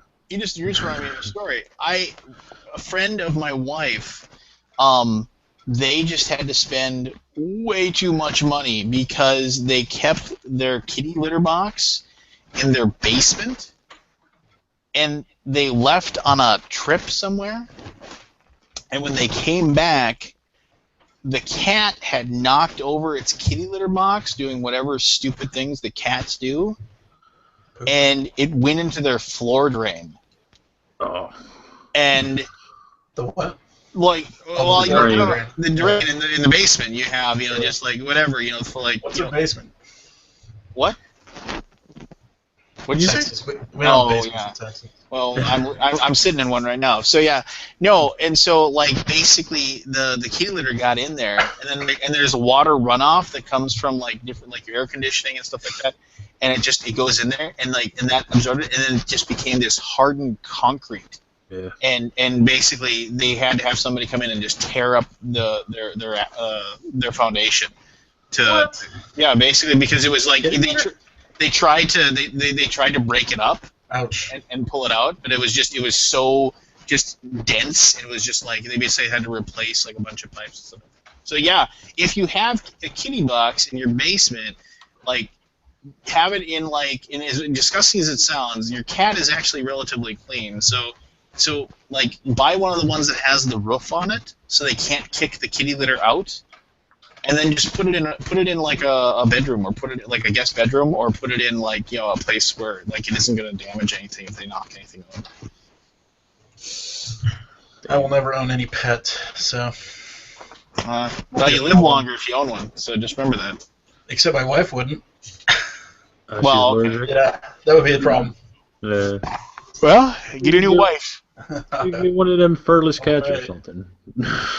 Think of how much more room you'd have in your house for games if you didn't have your wife's stuff all over the place.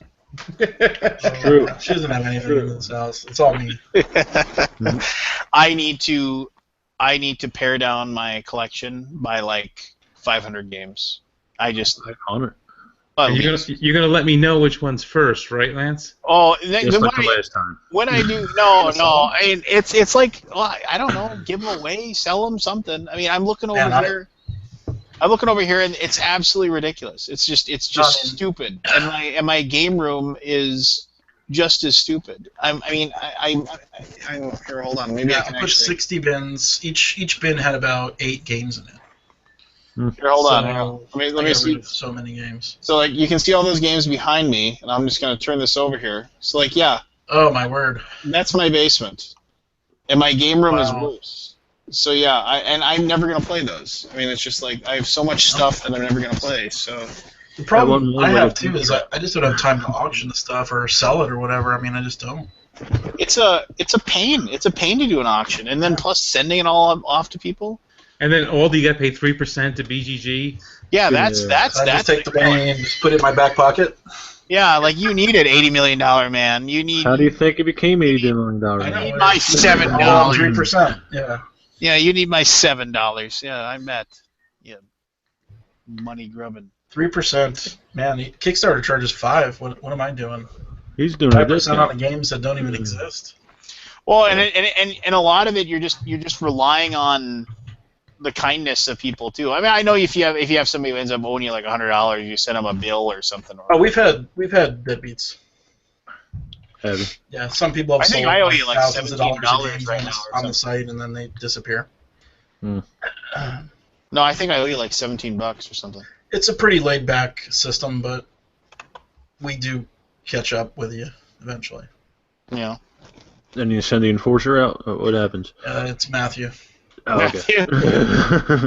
Matthew, the nicest enforcer in the world. So if you could like take care of that sometime, that'd be awesome. Thanks. I like when he has to break up. We have a PayPal button and it just clicks and it's easy. I like when he has to lock down a thread. That's my favorite. He comes Matthew? in. Yeah. Okay, let's get this back on Oh, track. by the way, I was listening to your... The guy who you're talking about earlier is quite an annoying person. Oh, yeah, see? I've actually considered banning him permanently. I don't think that... If you do at some point you get to a point where your negativity just overwhelms everything, and that's all people like focus on. If you ever do that, Scott, can I write the letters? The letter that says you're well, the person has been suspended from BGG before. I checked their history. I'll go through this whole thing. Oh my gosh! And the emails that he wrote to me and wrote to the site are like awful. Can you give him like a warning or something? He wouldn't understand. I don't know if that would do any good. It's a mental situation. I mean, these people. He doesn't think he's doing anything wrong. Yeah. I'll talk to Matthew about it, though. I think his days are numbered. We'd appreciate it if you'd stay on topic. Yeah. I'm telling you. All right, one more time, guys. Please get back on topic. Thank you. Yeah. Okay, shutting it down. Hey, if he like popped up every once in a while, it'd be a big deal. But just if you could in the chat, what's his BGG username? I don't know what his BGG username. I'll tell you. It's LSD. Well, I didn't want. I don't like calling people out in public. So you didn't. I called him out in public. But you're one of the co-hosts of the show. No, I'm not. I'm a guest. You are a guest. Yes, a repeated guest. I'm not on every show. I'm like Larry, the neighbor. Like how many people remember who the actor is who played Larry on? They know of Larry. And I can picture him. But they don't know who played him. Yeah, you're right. See? Why can't I? As we grow bigger and bigger as a hobby, we get more and more of this kind of thing. Like this was never a problem 10 years ago. So you're saying new people suck, Scott? What are you trying to say here? No, not new people suck. Casting a wider and wider net here. Like we're catching more and more of I don't know. Not everybody sucks. I've met many new people who are less than 5 years in the hobby, and they're awesome people. It's the whole internet in general is like this. They get the bad eggs everywhere. The trolls and all that. All right, Scott. So before you came on, we were talking about a bad game a designer made, and the last one was what? Ignacy Trevicek. Name a bad game he made. I'm not a huge fan of Convoy. I like Convoy. Convoy. I really want to like what's it called? Thesis? Yeah, I want to like it so badly it hurts. But he didn't design that one. Oh, no, he didn't design that one. That was Michael McKell. Theseus is like some weird Mancala with. Yeah, it's a Mancala mechanism, right? And I really love the theme. I think it's awesome. It's a asymmetrical. Yeah. Aliens versus humans versus Marines versus scientists. Yeah. It's cool, and there's two more. I haven't played any of the newer races, but three times I played it, and it just completely fell apart. Like no one liked it. I mean, I wanted to like it, just couldn't do it. For me, it was The Witcher. Can't do it. I like The Witcher. Everybody wanted a bag on that. I like that game. I didn't. I tried it. I wanted to. I thought the world was cool and all that. The theme was all. With two players, it was okay. With two players, it was okay. With four players, it was just way too long. Here, I'll give you an easy one. Reiner. Oh. And all of them is acceptable. No, he has a few that I actually like. Star Trek Expeditions. There's someone I can. I'm not going to start a thing. But they have a lot of games and they only have one good one. Well, I want to know. Who do you think then? No, I'm not saying it. I'm not saying it. Oh, you won't call that out, but you'll call some other. I'll give it a hint. They have a lot of games. Every single one of them has been kickstarted, and by multiple companies. Oh, I'll leave it at that. So you're not going to confirm. Well, I'm at a loss, so I I don't will know. not confirm more than. If you want to put it in the chat, I will confirm for you. Da-da-da-da. No. Hmm. No. I thought you meant him. No, I did not meet him. Great radio. Great radio. I know. It's like, All right, so can we go call it another name? I'll call that one. I'll call one out. So let's go with Bruno Faiduti. Oh, Warehouse, whatever it is. Not very good. Yeah. And I wasn't a big fan of his Masquerade either. Never played that. Masquerade. Masquerade, it was like, it just, the first time I played it, it was like, okay, so, the first, and also the first, 2 or 3 people can't use their special power. And it was just kind of like, it had all these rules that were basically like they designed it, they said, okay, each person has this ability, and they have a secret thing or whatever, and they can do these actions, including their secret power or whatever, but then, but wait a minute, if we let people use their secret power and they have this particular character, then they'll be able to do this, and it breaks the game. I know. Instead of actually making it so that doesn't occur and make the game better, we'll just put in an arbitrary rule that just says they can't. It was just that's what it felt like to me, which it made me upset because I was excited about that because obviously Bruno Faiduti's best game is probably Sentinels. That was his big one, and I think that's one game I won't ever play again. It's just too mean for me these days. I loved it when it came out. I played it all the time. It was so groundbreaking. This action selection or role selection had never really been done. Well, and then the thing with Sentinels was I will admit that's the game where it was people were they would I had more than a few friends that would just say oh, okay, well, I'm the assassin and I'm going to kill whatever. And it's if it's that person 2 turns in a row, right, they're livid. They're just no. The game is mean. The game is mean-spirited. Why would you kill the thief again? It was great in its time. I played it a ton. But out of the, when did it come out? 2000? Yeah, 2001. 16 years aged. I'll say this. I thought it was the greatest thing ever when I first played it. I'll say this. You can usually tell by I can usually tell if I'm playing a Fight Duty game just because they all kind of feel the same in some weird way. And he was the first designer where I ever felt like that, where it would be are you playing a game? It's is this a Fight Duty game? I was actually yeah, it is. It was. I liked his I like Queen's Necklace. Yep. He's got a game but called. That's a co-design. He's got a game called Boom. I like Diamond a lot. Yeah, that's a great game. But no, he's got a game called Boomtown, I think it was called. Him and Cathala. Yeah. That game's left where you have to you have different mines and then the mines can explode and it's I really like Boomtown. It's fun. Yeah, it's good. Have you guys played Isla Dorado? Yes.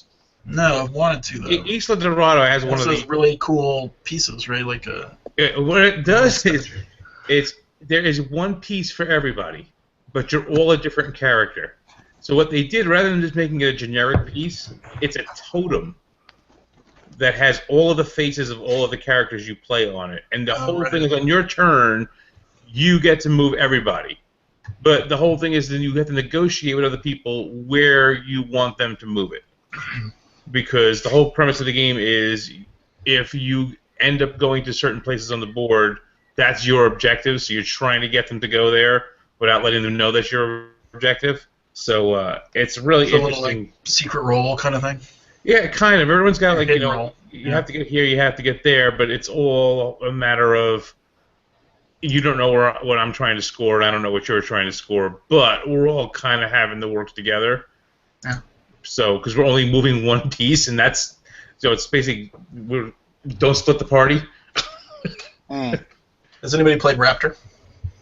No, I've been hearing good things about it, but Yeah, seems to be going. some of the people I've been hearing it from are very unreliable as far as You can't find it. I mean, it's like it's not they available. printed 7 copies and they're all sold. So I played quite a bit of Nightmare Chess back in the day. I like that too. That's on for duty. That's when I was struggling to find any games, right? Like there was just no games. Like Steve Jackson games were like all you could buy. Like Lunch Money, Nightmare Chess, stuff like that. Back in the day. No, we're talking about this, but how many people like have like make a really great game or a couple of really great games and make one game that's totally utterly atrocious and I think like, you're everybody's like, got wow, a is this bad really game, the same person? Well, I know one off the top of my head. I'm looking like right now at my games here. So Christoph Bollinger, Oh yeah, who did he's out there. Dungeon man. Twister Yeah, I love and did Archipelago. Yeah. Fantastic. Did He did a weird one a couple Earth years Reborn. ago. Say again? The Space Pirates one is utter crap. I don't remember that one.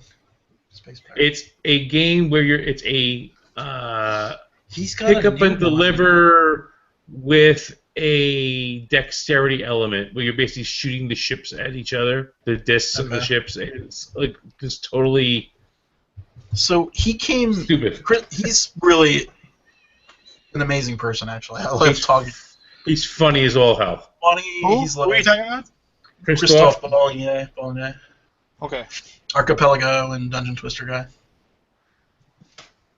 So he He's came, like so laid back, but he's so like excitable. he's like a and, surfer. He's like a Yes. Zen dude, right? He comes to our booth. Like one year he came wearing what's that surfer gear that like is skin tight body glove? You know, Yes. body glove. He was wearing like a body glove, and he's got an amazing physique, and he's kind of a good-looking guy, right? So it's so bizarre to see him come. Anyway, so last year he demoed a game that apparently it looks pretty interesting. They played the whole playthrough at Spiel. It's all on our channel, but it plays faster the more people that are playing. So that looked pretty cool. But I had a whole conversation with him. Everybody's got a bad stinker in them, right? Yeah, but I mean, like we were talking earlier, because this all came up. I don't know if you were listening at the time. We were talking about the fact that Kevin Wilson's been doing games for IDW, and they're not really great games. And we were talking about like everyone's going to do bad games, you know, here or there. But then we were trying to say, okay, well, even though prolific people, and this is why we started talking about what bad games that these other people did, like Stefan Feld. I think you deal with what constraints you're given. Right, and that's what we Money, were talking about. time, you know. That's what we're discussing. Who your audience is supposed to be targeted for. I just don't understand their publicity. You know, they post on BBG, and I understand there's a good amount of new gamers there, but for the most part, gateway gamers don't know what BBG is. Yeah, don't see them on Target or anything like that.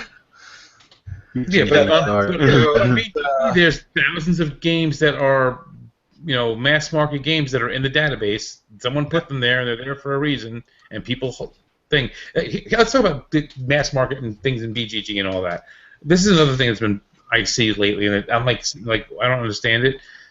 So these people are posting these things about, you know, their trips to the Goodwill and the thrift stores around them and all that, and it's really not upsetting, but I'm like slightly jealous when someone like posts a really good game that they got for like $3 at their Goodwill. But there's these people who post these things like another successful day thrifting, and it's all of this only cost me $70, and it's all crap. Yeah. Well, they'll like post. Got a copy of Slamwich for $1.50.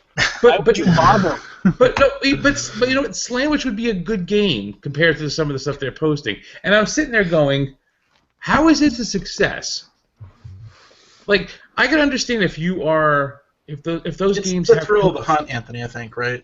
No, but that's what I don't understand. Not find complete Drac, even if it's like one step up. Yeah, but there are people on BG who have these ridiculous amount of games in their collections. And you look, and it's like, they have the Barney Miller game, and they have this, and like, oh, how is that game? I don't know. I bought it at a yard sale because I have to have every game that's ever been made. And at least the Barney Miller game, there's maybe a collectible reason to it, but who the frig needs, the Polly Pony Tea Party game, unless it came with cool bits inside, and you were going to take it and put them in a game that you already have, or you were a game designer and it had cool bits you were going to use to prototype other stuff. Like I have games here, a pile here that's going to go into the flea market at the convention I'm going in next week. And literally, there's games in this stack that if it does not get sold, I'm going to open up the box, take the bits out that I can salvage, and throw the rest of it away. I think a lot of those people are like in it for just the fun of the hunt and the collecting. I get it. I mean, I'm sort of the same way. I like to find weird, stupid stuff. Like I used to go to there's a pretty good thrift store by my house, and it had really odd games that I would buy and sit on my shelf forever. I'd never touch them. I mean, I eventually sold them or threw them away. I don't even know where they've gone. But there's the one guy, I forget who it is. It's a thrill. I mean, I used to collect action figures. You just go around to every Toys R Us and try to find the Chase figure. I don't know if you guys ever did that. No, but I remember there's one guy on BGG that he buys all the games, as long as it's a game he hasn't picked up before. He buys all the games that he finds at the thrift store. He takes them home.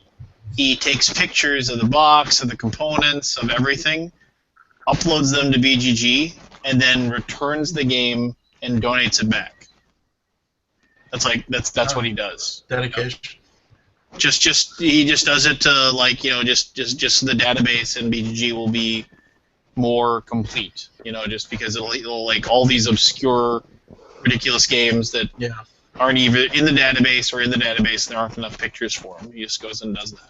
I forget who the guy is, but he's got 1 billion pictures. He's doing God's work. Yeah, maybe. I wonder, does who was the person who took all those pictures? Literally took and he uploaded. He was always uploading board game pictures. Then I remember something happened where he got upset and he left. And then that's happened to many people.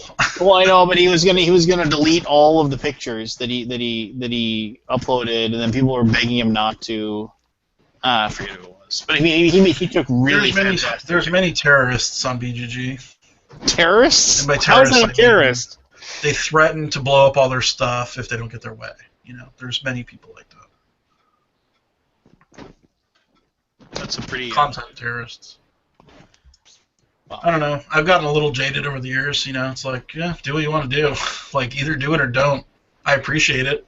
Makes the world better to have a more complete database, but to have one person hold you hostage, basically, Anyway. I like Terra. Do you guys remember Terra from Bruno? One of the early Days of Wonders games, the little card game where you had to work cooperatively or everyone dies. Eco game, kind of. I have no idea. Nope. Never played that. I want to bust it out again. We never beat it. So it's a cooperative game, but it's semi-cooperative. So either everybody loses or one person wins. Okay. Right? It's called Terra. Yeah. Never played. Never even heard of it. Has anybody played a successful semi-cooperative game? One that actually works well. A successful semi-cooperative game? Yeah, one that actually works well. Dead of Winter is great. It's awesome. Shut your mouth. Which Terra came out in 2003. Cutthroat Cavern works. Yeah, it does. I never played that one. You know what game? You know what semi-co-op game didn't work at all and was absolutely broken? I like Dark Archipelago. It was published by Flat Hat. Oh, City of Remnants? No. Dead of Winter? Oh, what'd you call it? The Dungeon Run one. Yes, Dungeon Run. Oh yeah, that was one of the games I pulled off my shelf. I'm like, I'm never gonna play this. Put it. Well, it was broken. It was because the whole thing was it was like you'd go into the dungeon and you were all you had to work together to defeat monsters, but then basically there was the treasure that everybody wanted, and then when you got the treasure, then you had to like get out. And then every man for himself at that point. Yeah, and so the person who grabbed it, everybody else would be chasing that person down and trying to take the treasure and get out.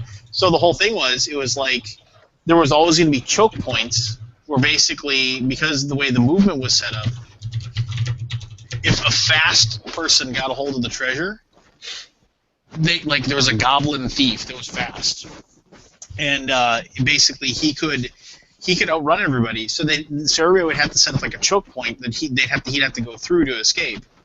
They couldn't move in to get him, and he wouldn't move forward.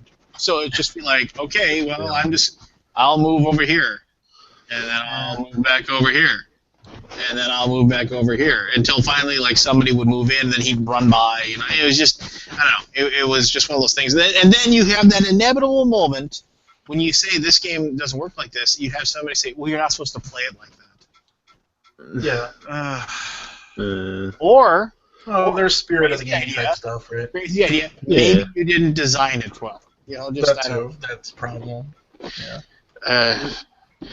Pull up any design by David Osluis and poke around in the conversation. I really like Panic Station. I remember when Panic Station came out, BGG Con, everybody was playing the crap out of that game, and I thought, oh, this must be so good. And then I brought it home and played it, and it immediately broke. Oh, like instantly. I was like, what? Let me tell you a tip for anyone who's watching at home. If you ever want a designer of a game to email you, post something on Board Game Geek or do a podcast or say something about how bad the rulebook is for Panic Station, Darker Darkest, or what's the other one he did? Agent Hunter? What's the one he did? Rogue Agent. Rogue Agent. Which I actually liked. I actually liked Rogue Agent. Post anything about the rules of the rule books of those games, and the designer of those games will send you an email. and he'll actually say something along the lines. Hasn't he done, to his credit, hasn't he done second or third versions of the rule books? He has, and it's always it wasn't him.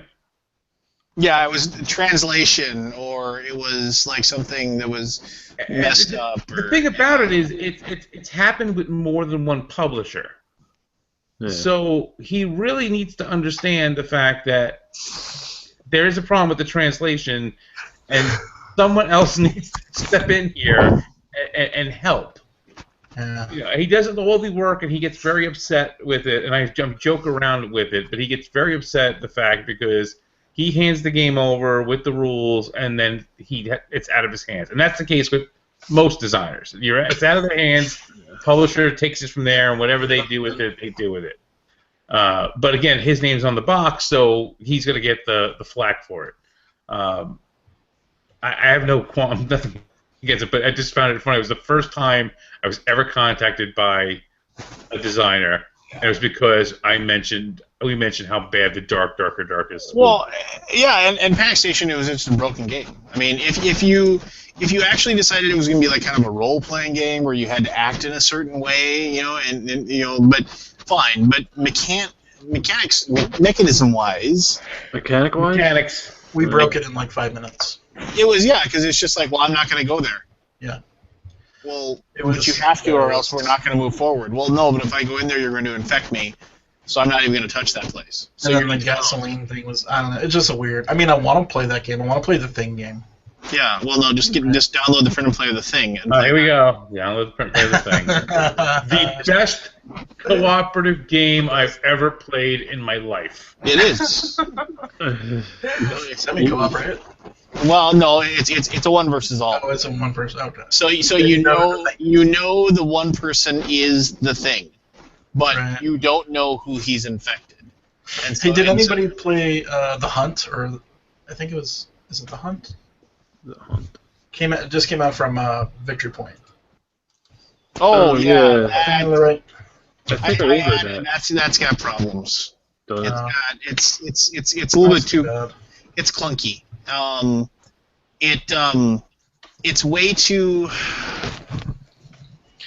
The problem with that one is this, like, the monster character can't hide very well because the way it's set up is just like there really isn't any reason for the other players to be antagonistic to each other. You have to foster a sense of paranoia, and if you don't foster that, the monster player can't really hide. And so, like, eventually the monster. I mean, we played it a couple of times, and it kind of made me upset because, I'm a fan of the designer, and Darkest design's awesome. Yeah, and so, I don't know. It's weird. What is the name of it? Yeah, I think it is called The Hunt or something like that. Yeah, I was I don't know. I wanted more, but I didn't get it. So what do you do? Mm-hmm. I like Archipelago as a semi-co-op. It's just a little bit too long. You guys played that one? I have. I have not. Archipelago was yet another game that and once again, I am not owed a single review copy of any game ever. So, but when I talk to a person that's in charge of a publishing thing, and they're saying, "Yeah, we'll get you a copy of that. We really want you to take a look at it." Okay. Week goes by. Hey, did this get sent out? Oh, I don't know what happened. Let me talk to my warehouse. It's like, oh, okay. Another week goes by. Hey, if you can't hook me up with a copy, that's fine. Just let me know. I'll just buy it myself. No. We really want you to review it. Okay. Like 2 weeks go by. Another email. Yeah, we don't have any left in our warehouse. Sorry. It's like, what? And like the same person at Asmodee, that email exchange happened for like 5 different games. I could write it. I could write it by a script. And it was just like, you weren't ever gonna send it to me. You just didn't want to say no. It was just like, because for whatever reason you thought you were going to offend me or something. Which, whatever. Yeah. That's when I learned just to not ask Asmodee anymore. The Borg. What was? They're doing a Darkest Night Kickstarter. Huh? Yeah, they're gonna do an upgrade or something. Like, yeah, they're basically going to like a box to fit it all. Like, yeah, a box. They're going to be miniatures, and they're just going to go completely over the top. Wow. So, okay. I haven't played it. I played it a bunch when I first got it, and then I haven't touched it in, I want to say, about 2 years. I just love that whole idea that, like, when you do too much good, the necromancer finds you and tracks you down. Oh, it is really one of the greatest. It can be long though. Did you find that? Like, you can get into this path where it's like I don't know, just like we were playing for 2 hours and we're like, yeah, it'd probably take another 2 hours. And you can run into the problem where like if you're a certain character, your whole job will end up being in this one spot, just searching, over and over again, trying to find the key or whatever, and like, so like your turn is kind of boring, but thematically and just the idea of it, I really liked it. I really dug it. Yeah, I got a couple of expansions they were selling at BGG-Con, so I want to try it again. Yeah. I jammed it all into the box. It fits. You were just talking about the base game? It's thick. Yeah. I think the base game, and you need the events. Yeah, the events add a lot. The events add a lot to the game and make it a little more exciting. I was thinking about getting that, I guess, the big box or whatever they call it, where it was the base game and the 2 or 3 expansions. It sounds like they're going to do the... I would just wait. Since you brought it up. They're going to do the Kickstarter in like April or May. But the little minis are awesome. The little metal, the wooden... Yeah. Because they have these little cross-cut stands. They slide in to each other. It's really nice. That's what she said. Have you played King Chocolate yet? I see it in your back shelf. I have. It's good. Yeah. You don't like it, Scott? I haven't played it yet. I want to play it, though. I like the idea of it. I like it. Cool. Some people don't like it, but oh well. Is it gotten... Communists. Who doesn't love chocolate? It's a weird game. It's very, very abstract. Oh, okay. Yeah, it looked a little abstract with the weird coloring and rings and stuff, but... Well, I'm gonna wrap this up, boys. I still have. Yeah, I'm feeling woozy. Yeah, I still have to pack up my games and everything for my convention I'm going to. So, Is that this weekend? I leave tomorrow actually. Nice. I'm driving my entire family. We're driving down to Minneapolis, St. Paul, and then the convention starts on Friday. So we're getting there a little early so we can do some fun stuff with the family first, and then I can actually like sleep at the hotel, and then because I run the open board game room, so I can just get up. What are you looking forward to playing the most? My 6 to 8 hour long game of Game of Thrones that I play every year.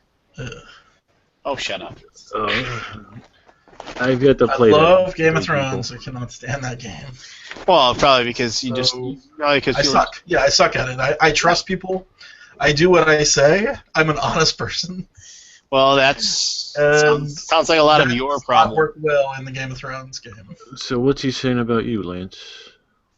Like I said, that game's all about backstabbing. I once convinced in one of my crowning achievements in board game history. I once convinced a player who was playing. I've told this before. In a game of Battlestar Galactica, I convinced a human player that they were a Cylon and they had misread their loyalty card because I was Gaius and I looked at their card. And I declared, and to throw everybody off, I said, okay, now declare right away so we have another turn. And he was like, I don't know what you're talking about. I'm a human. I was like, okay, whatever. Yeah, okay, fine, you're a human. And then, like, everybody was like, so I put the suspicion on him. And then when he didn't declare, I was like, what are you doing? And he's like, what? Are you sure? And he, like, actually picked up his loyalty card again to look at it and put it away. He's like, no, I'm human. And then that immediately everybody was like, he's lying. He had to look at his card again. Still look at his thing. And they put him in the brig. And yeah, I just through sheer force of will, I convinced a player that he misread his card at the beginning of the game. So yes, I am the person who smiles and says, yes, exactly. We need to move our troops this way, and that is the only way we can take out Baratheon. So let's do this. And then as soon as they go there, and then I sweep in behind them and take out their castle. Yeah. And I hate you. That sounds so familiar. It's like it just reminds me of a really long game that I hated it. Yeah, well, there can be only one king. The rest. I want a better Game of Thrones game. Well, maybe that adventure game that they supposedly were working on all those years ago. That would be great. One where you don't kill each other. I mean, maybe a little. I don't know. The intrigue is. I don't know. What I heard about that was when Middle Earth Quest tanked on them. And they turned that system. They were like, and Middle Earth Quest was a bad game. So. I liked Middle Earth Quest. Ugh. But I did shelve it. It lasted like 5 hours, and it was just long, and it wasn't fun. And then you got to the big final battle, and it was just like, okay, roll the die. And you got to the big final battle, and only one of your characters could actually fight. And so you basically were just like, okay, well, who's the strongest character? Well, you are. All right, well, roll well, or else we lose. After 5 hours. After 5 hours. Oh, well, thanks a lot. Just like.